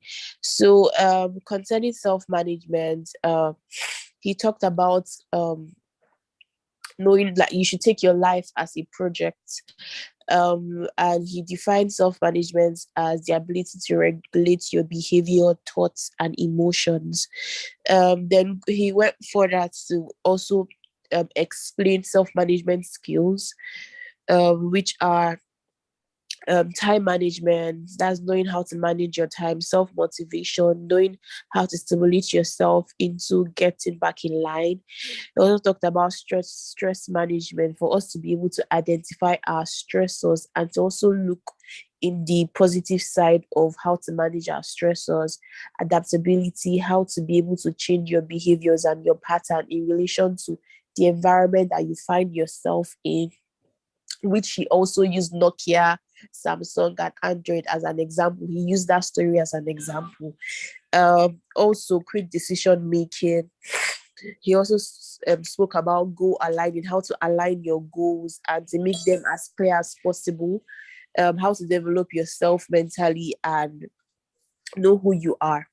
So so he concluded by mentioning principles you need to adapt while if you want to build a structure or you want to advance your career or your business. So he said, keep your word, have integrity. So have integrity, focus on what you can control. Then for things that you cannot control, you should leave them or maybe outsource them. Then know your strength and your weaknesses. Know how take a break when necessary. This is very important. Nurture yourself, groom yourself, both mentally, emotionally, and physically. Mentally play everything out. Maybe you can play from, he gave an example how he plays things from the end to the beginning. So it just depends on what works best for you. Communicate effectively, learn how to manage people and if you know how to manage them, you can get the best out of them, especially for those in business or you're in a lead role in your at work. Time management too. Know how to use technology. This was like one of the last things that he said. And if you can use technology, you can solve a lot of your problems because of how the world is evolving right now. And also, he also mentioned leadership. So this is like a summary of everything that he said. I hope we got, I know that we have a lot of questions to ask you. So it would be nice if, if you have any question, you can raise your hand. If you don't want to ask it personally, you can just drop your questions in the chat box and we will attend to it. So in relation to the question, so there were a few people that asked the question early in the meeting. The first person that asked the question was Oluwatobi, where he asked, sorry, just give me a minute to okay, so Oluwatobi asked, I have someone who comes late to work and always not ready to work even after he's late. What should I do to such person? So Dr. Chibo, that's for you. Okay. Sorry, before you respond, do you want to ask or should she ask all the questions so that you just respond to them at the same time?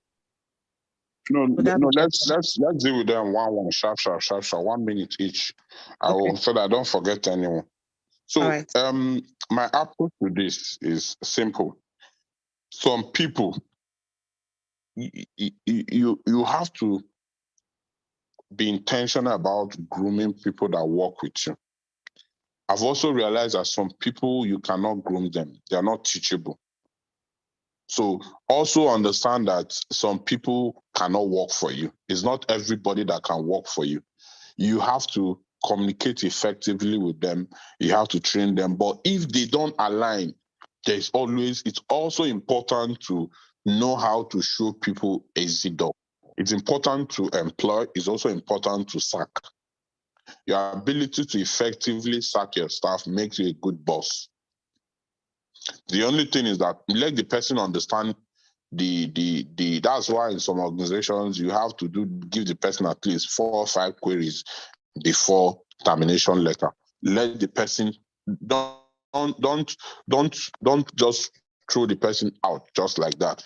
Tell the person, consistently talk to the person about their timing, then let them know what they're supposed to do when they should do that assignment. If they know what they are supposed to do and they're not doing it, then there's a problem. Then you've effectively communicated their roles consistently and they're still not. It's not everybody that must work with you. It's important to learn how to sack people. So, but before you get to that, ensure that you've communicated to this person consistently. And when you're laying off the person, tell the person clearly, this is the reason why I'm going to lay you off. And if you continue like this, and see, your inability to deliver is causing us so. Break it down. I hope that answers it. I'm not saying sack the person or don't sack the person. I'm saying make sure before you let sack be the last thing, like termination or terminating the person's appointment be the last thing. But make sure that the person also knows they are supposed to come by 9 a.m. and ensure that the person, some people have wrong attitude towards work. And some people, there's nothing you are going to do that will change them. So let them just go. And you get people that can work with you and align with your objectives in your vision. Next. Okay, thank you, Dr. Chibo, for answering that question. So, Oluwatobi, I don't know if he answered your question perfectly. If you have any follow-up question to ask him concerning what he just answered, you can raise your hand or drop the follow-up question on the chat box. So the next person that asked a question was, his name is Olaiton. I don't know if I pronounced your name well. I'm so sorry for mispronunciation, just in case. He asked a question. He said, in a situation where you have a lead that is a superior who doesn't want to listen, to what you want to say or idea, all she does is insult and shut you up or nearly slap you. Please, what should I do? Because I'm already getting tired of the place. I'm so sorry about that, Oliton. It happens. It's also okay. Just on one thing you need to understand with job roles. Know what some places you're in, some work environment to learn, to build capacity. Understand your aim. It's not all the time that you're in a workplace for monetary value or to feel good. If you know that, I'm here, I know that my boss is saucy, is like this, but I'm learning XYZ, or I'm gaining certain level of exposure, I'm trying to get some contacts so that when I leave and I move to another place, it's going to help me. You can endure all you have to. Some places you're not there to have fun, honestly speaking. This is the raw truth. Some work environment, you're there to learn, you're there to build capacity, you're there to take all the bullshit you want to take, then go to another place much later. Also understand some people, like I said, the same way it works with a subordinate, the same thing with a boss. You can have a terrible boss that doesn't want to listen to you.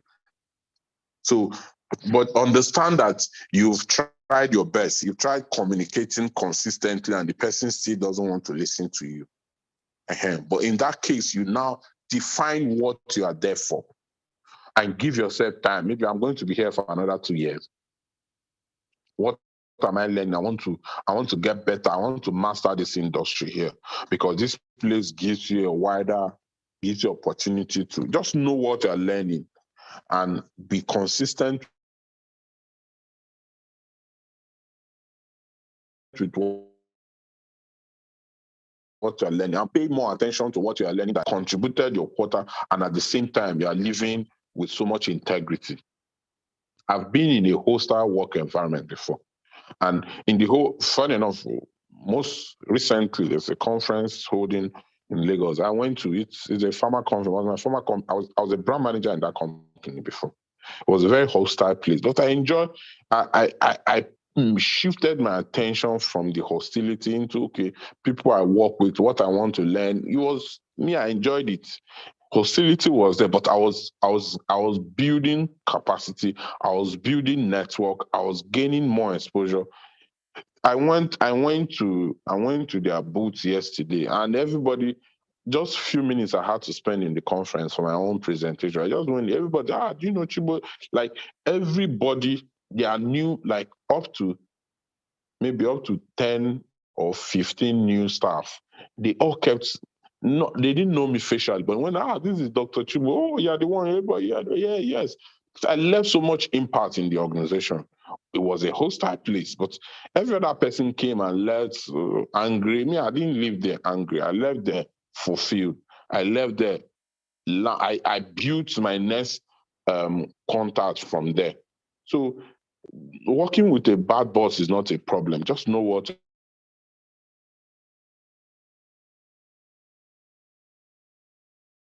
you're going to learn from it and learn from it. Hello, Idara. Okay. Yeah, I can hear you, sir. I also have a question myself, and also a follow-up question from what you just answered. So my follow-up question from what you just answered, that from my understanding, like people have different different mental space. So in as much as some people don't like admitting that the words of, what people can say can affect them, especially when it has to do with your confidence or not feeling good enough, or let me say your boss always shutting down your ideas or your suggestions or your feedback. So I feel like over time it can affect you. So in that kind of situation, how do you still have self-confidence in, in what you can contribute to, let me say, an organization? Because I feel like over time, yes, if they keep shutting down your ideas, or they keep looking down at, whatever feedbacks that you have, you probably lose that confidence. Or like some people, that's why I'm talking for people that, are not in a, let me say, kind of strong mental space. So how can you build confidence regardless of the feedback or how much they are shutting down your ideas? That's my first question. Then my second question will have to be, when you spoke about emotional intelligence, you mentioned something about you have to understand, where you're getting employed to, or the person that is employing you. So how do you understand? Because you said that if you understand and know the person that is employing you, you 50, that's already, like, you're already 50% into getting the job. So in that kind of situation, how do you know or understand who is employing you when you've never met them before, or this is your first time of getting interviewed by that particular organization? Those are my two questions. The first one, when it comes to your boss, understand that your boss is your boss. Your boss is not your colleague per se, or at the same level with you. Your boss is your subordinate. So having that, understand that, remember, also know whose decision it is. It's not your decision to make. You don't consistently internalize certain things in work environment. Understand that, okay, I'm bringing my ideas and they're not taking my ideas. Maybe because I'm not communicating these ideas, or the ideas is not aligning with the corporate goal of this organization.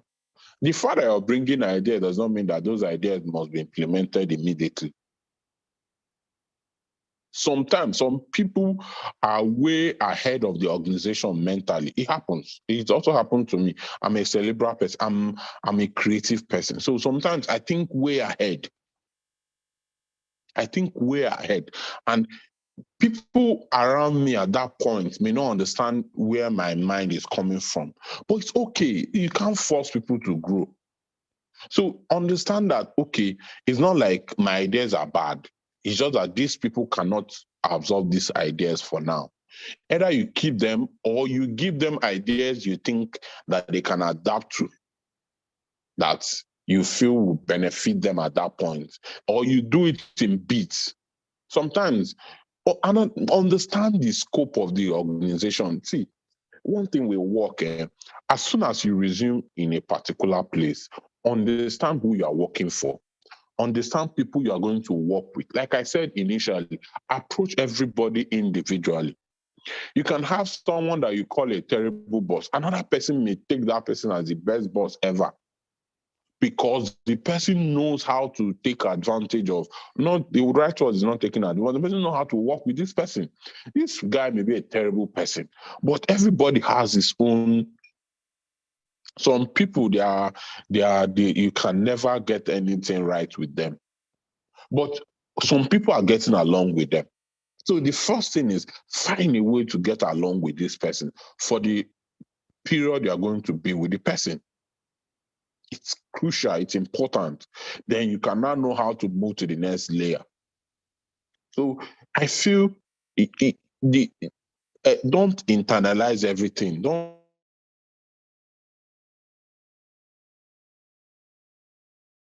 take any external. Remember, it's work, project. Understand that you don't take the final decision. Eventually, it's your boss's call to make, and that person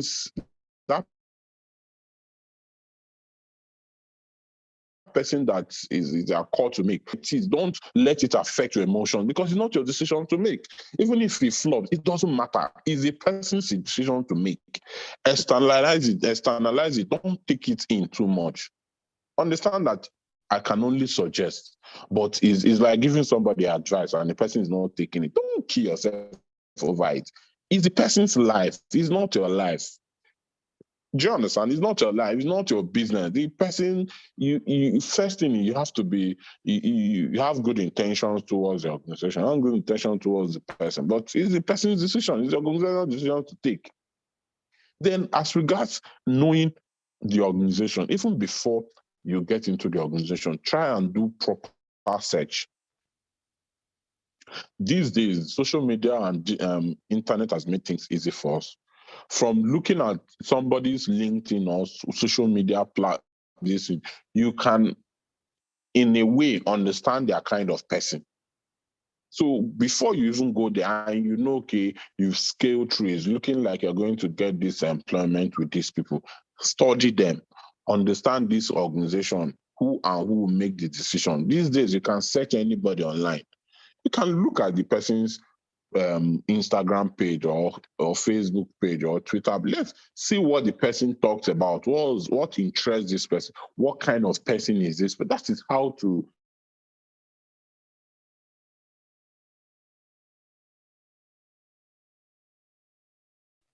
manage people at the individual. Communicate through their interests.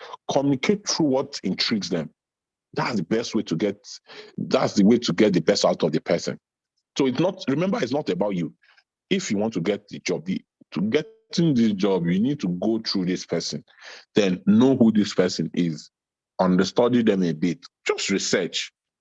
You get some information. Then when you are finally in the organization, spend the first few months learning everybody. Know the key persons. Know the people that make. See, it's also politics. We are all political people in nature. Know who makes the decision. If you need to align with the person to get your dream, some people, if some ideas don't go through them, it will not get the boss will not give it good listening ear. Go through those people. In every organization, there are some pillars. Find a way to get in tune with these people. Let them be on your side, so that when you are that's why boardroom, was in board, I do boardroom politics. Don't boardroom sometimes it's all about is what happens before the boardroom.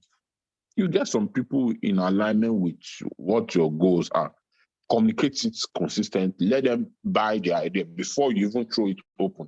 or test the idea with some other people. What do you think? I think if we do this, someone will tell, no, the boss will not like this, so he will prefer it like this, prefer it. Then you find a way to restructure to suit the way the boss will align with it. And before you know it, you're making progress with it instead of fighting everybody. Before you know it, everybody is liking what you're bringing on board. You may have a fantastic idea, but if you don't go through the right channels, you may not just get it out well. I don't know if I did justice to that. Yes, sir, you did. So I'll just take two questions because they sound alike. And Oluchuku, I know that you asked a question. Ebe has already given justice to that. I don't know if you've seen it in the chat box. But as for the two questions that I would like to ask, Abiola asked, in an organization where I was employed for a particular role and found myself doing 3 roles and I wasn't paid for that, and my boss nag almost every day, what do I do? And Moses also asked, I was given through 2 different jobs in the same company, but time is my problem. What do I do? So those are the 2 questions from Abiola and Moses. Okay, I think the 2 questions are alike. One good thing with doing multiple roles in organization is it builds capacity. See, if you're an organization and they are giving you too much work, most especially if you're a young person, it's a big advantage for you. Understand, take it from the brighter side. Understand that I'm given the opportunity to develop myself. I will give my example through my personal experience too. Like I talked about the company where I worked and I saw them yesterday. When I left the company, they employed 3 people. Yes, 3 people to fill my role. I was doing almost 4 different roles in the organization. I was a brand manager. I was in charge of digital marketing unit. I was in charge of regulatory, also having, because it's a drug, so I have NAFDAC thing. I was in charge of NAFDAC. Then I was also in charge of my portfolio got extended. So they added another portfolio to my portfolio. So it made me, I had to work extra hard. But do you know what I got from this? As soon as I left this organization, I was ready to run my own pharma company completely because it was literally what I was doing. The difference is that I was getting paid more. And it made me to have the ability to run my own business, take up a bigger role, do other things, because I was used to multitasking. So don't take at the early stage, don't think too much about pay. If you build capacity, you are going to move to where they are going to pay you way better. Understand that the early stage is your developmental stage. You are learning, you are building capacity, you are managing this, you are doing this. Don't always no matter how tedious the job is, don't take it from a negative perspective. Take it with a good heart. It's one very fast way to grow in any organization. Anybody that nags, don't come down to the level of your boss that nags and you now be nagging or allowing her nagging thing to affect you. Keep it aside. Do what you're supposed to do. Deliver on all you're supposed to do. Do so well that even when she nags, everybody will know that this one is just nagging. Something else that is doing is not the job. Do your best at all times. Because it's not where you are working now. Work ethics that you develop over time that will eventually help you. It's not the job. The job is the least of your problem. That your boss are looking right now is the least of your problem. Trust me. When I moved to a higher position, I realized that the boss I was reporting to was so little compared to who I became like a year or 2 after I left. So if I was all about the boss acting a certain way, when you go higher, you realize that the people you are looking, they are not as important as you think they are. You understand? So completely detach yourself emotionally from what, just do your best. Just if you are paid to do one thing and they gave you 3 roles, take it. Learn how to do the 3 at the same time. Learn how to manage your time. It will take bulk of your time, but you're a young person. You're not doing much with your life. Put your life into the thing. Forget, it's not the organization. The organization, like I said, is the least. The organization is nothing. The most important thing is the skills you are learning, is the opportunities that come with the job you are doing, the connection, the network, the knowledge, the capacity. Channel your energy towards this thing, and you will enjoy it. That's what I did. As at the time I was leaving, everybody was surprised, like how they divided my portfolio into 3, employed 3 people to do it, got another person to do digital marketing, got another, like 5 people replace what only me I was doing. I'm not a superhuman. It's just that early I realized that this is an opportunity to increase my capacity, and I took advantage of it. Everybody would close to work and leave. Sometimes I'll stay in the office till like 9 p.m. because I have a lot of obligations to fulfill. I had to arrange my time. I was with my digital marketing team, both people working virtual and people in the office, is much later. Time I'm handling my portfolio, time I'm visiting NAFDAQ and traveling from one state to another, flying up and down. All that helped me.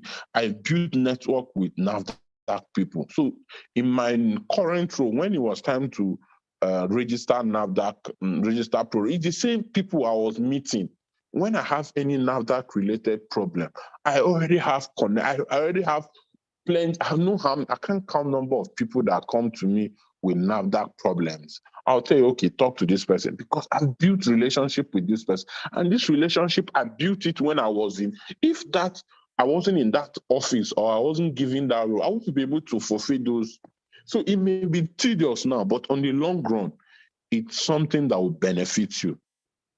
For them to have given you that role, they think they are using you. Don't worry, it's to your own advantage. So I hope you understand what I said. Okay, sir. Thank you for that question. Then the last question for the day. Somebody asked. Blessing asked, what can one do when found in an organization where every time decisions are always taken impromptu without formal communication or mail? Did you get that, Doctor?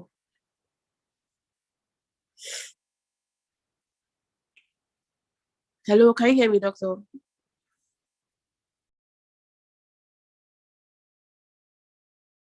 He's muted. So if you are speaking, Dr. Chibo, we can't hear you because you are muted. Let's just give him 30 seconds or a minute to get back. Please, Idara, what's the question? Can you repeat the question? Okay, so the question from Blessing, she asked, what can one do when found in an organization where every time decisions are always taken impromptu without formal communication or mail? Okay, Doctor. Sorry, is 1 back. minute. I think I got a call from the office again. Okay. Okay. Did you get the question? The last question. No, I didn't get the question. Okay, so the question is from Blessing, and she asked,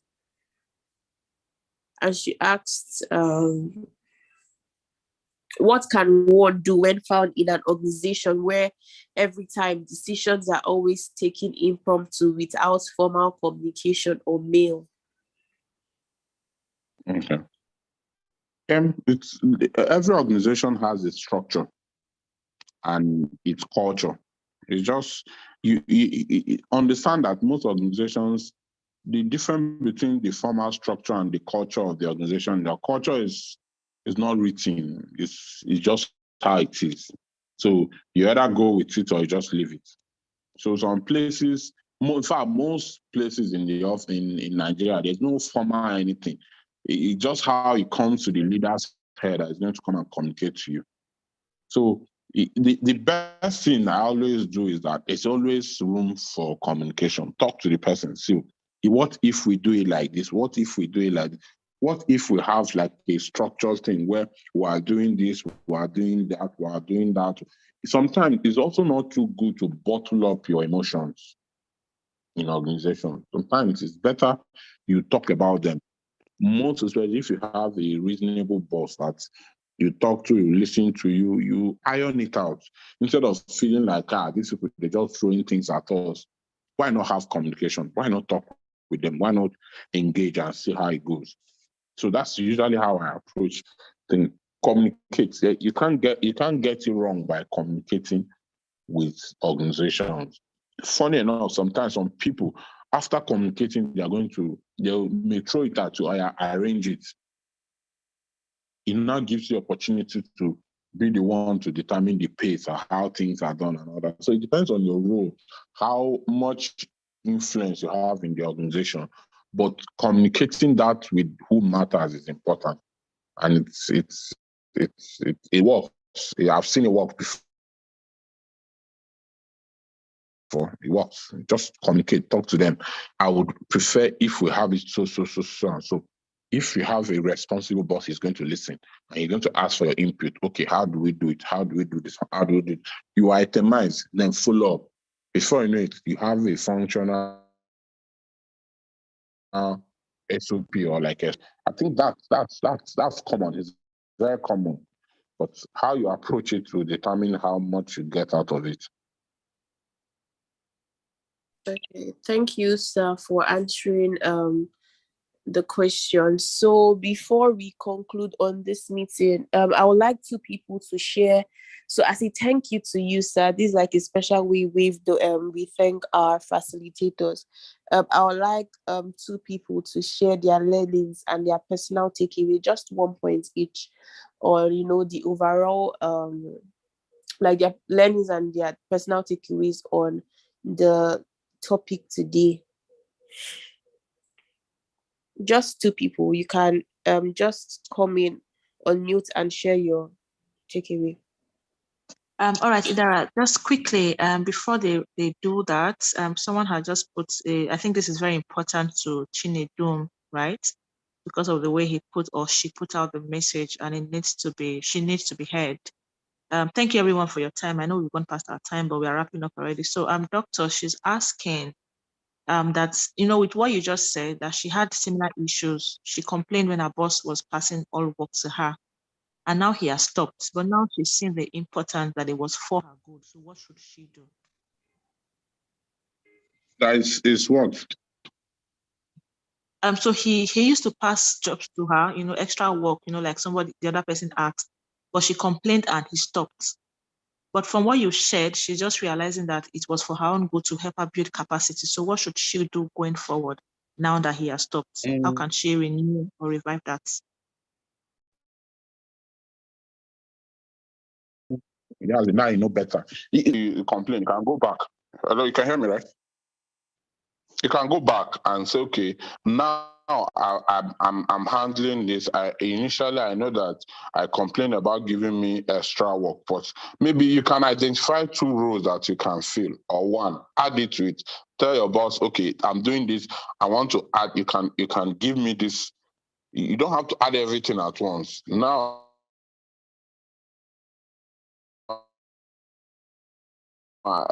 just give your reason. I have to always do another person work. We'll be willing to give you. It will be just depend on how you communicate, how you talk to the person. Just tell the person that,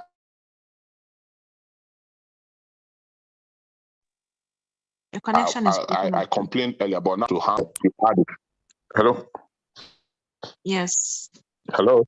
Yeah, you can hear me. I can hear you now. Yes. Okay. So like I said the same way you complain and they stop, you can as well talk to them and they will add, but don't do everything at once. Do it gradual. Do one at first. Then when you've mastered doing 2 roles, you can do 3. So that it doesn't overwhelm you. So that it's not like you are not asking for everything and you're not delivering on any of them. So go back, sir, I know I complain that you should stop giving me plenty work, but I think I've stabilized enough. I've grown into the job. I would want for you to add this to me. I don't mind. The person will gladly do so. Just communication. Then master that one. Then with time. In fact, as soon as you're adding this, your boss, if he's a sensible person, is already looking, knowing that you are growing in capacity. He's also considering how to increase your money. Just that in Nigeria, some people don't know, some bosses don't know how to retain good staff. So a good manager of people, a good leader will know that. See, for me as an individual, I'd rather pay few people to do multiple things than employ everybody to be doing plenty things, doing few things. I'd rather pay you 2 people's salary for you to do 2.5 persons' work and do it effectively than have 2 people doing that 2 persons' role. You understand? So as soon as you are increasing capacity, they're giving you extra work. A good manager is already thinking how they will increase your pay because you are the one asking for it now. They are not the one forcing it on you.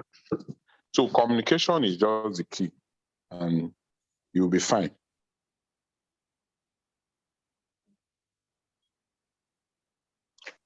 So, all right, thank you very much, Doctor. Yeah, Over to you. Okay, so Chinedu, I hope that answers your question. So Francesca just said that her take home is how to manage her stressors, and align her goals rightly. Thank you so much, Francesca, for your learnings today. So any other person wants to add his or her learnings and takeaways for today, so we can round up. Olamide, please go ahead. Okay, Yeah. Olamide, I see that you're raising up your hand. You can add your learnings. Yes. All right, thank you. So my learnings would be that do the important tasks during your active time, especially during the office hours. Then identify your stressors and learn to detach emotionally from them, especially the ones that you have no control over. And the last one will be that integrity is very important. All right, thank you so much, Doctor, for your learnings. Okay, Chinedu, I think you raised up your hand, but I see that you dropped your learnings your learnings in the chat box. So she said we should know what motivates us and let it be our front line whenever we are having cold feet. Thank you so much, Chinedu, for you sharing your learning. So I hope each and every one of us learned something or two. I would like to thank Dr. Chibo. So I'll leave it to Ebe to close up for us. Thank you, guys. All right, thank you so much, Ida. Thank you, Dr. Chibo. See you some other time. I have to get to work. Can you hear me? Oh, I know how busy you are and how it was for you to join us today. So we appreciate you, we thank you, and we look forward to learning more from you. Yes, we'll let you go now so you can take care of your day's business. Thank you so much, and God bless you. Yeah, you too. Have a good day. You too. Bye. All right. Thank you, everyone, for joining us today. If you have not sent in your name and your number and your network provider, please do so. Usually, we give just the first 15 people to join some sort of support for data, but today's session was quite interesting, and we are happy that you all could join. So we'll actually be giving everyone. So please look out for it. We're going to be sending it between today and tomorrow just to support your data. Yeah, it's a little token from us, so please accept it from the bottom of your hearts from us. Yeah, so once again, thank you. We look forward to you joining us again for next month's session. And kindly reach out to us if you have any area you want us to focus on, any topic you would like us to treat. Send us an email. I've put up the email a couple of times. You can call us if you have anything you want to discuss with any of us, anything that has to be your career or business. Please feel free to reach us via email, and then we'll put a call through to you. Thank you again, everyone. Thank you for joining us. Thank you for being part of it. Thank you for being interactive, and have a blessed rest of the day and a wonderful weekend. Thank you, Idara. Thank you, Sylvia, and thank you, Kingsley.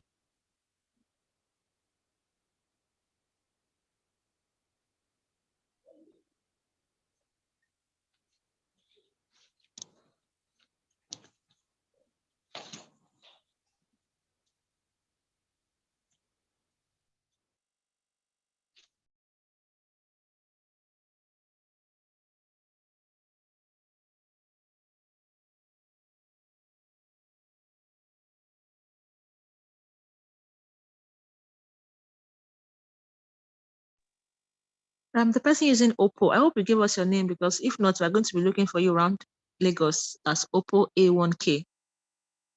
So please, we hope you sent us your name and your other information. Thank you all. Thank you so much. We appreciate you.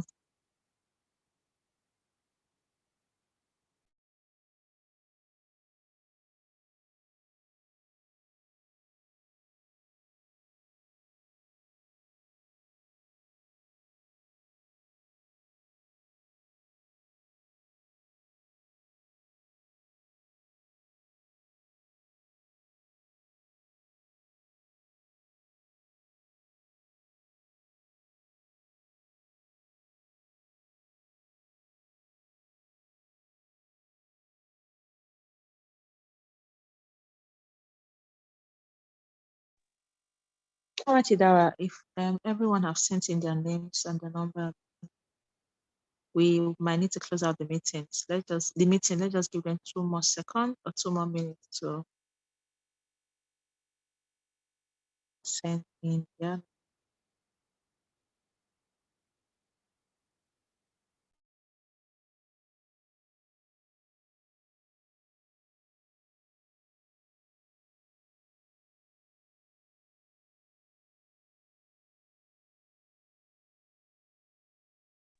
Safrat, we are grateful you could join us. Thank you for joining us, and I'm glad that you learned 1 or 2 things.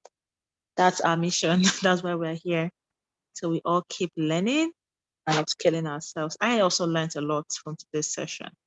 It's always a pleasure and a learning experience for me when I join these sessions. Thank you once again, Safrat. We appreciate you.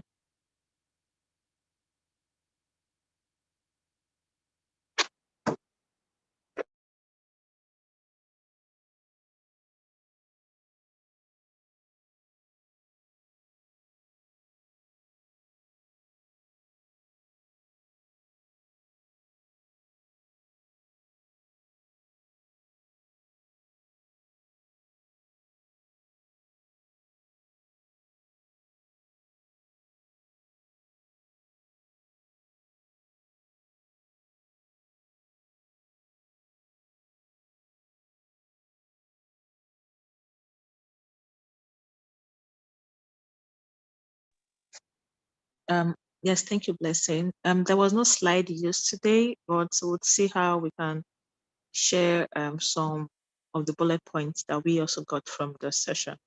It was more of an interactive discussion session, right? So there was really no slide. Yeah. Thank you.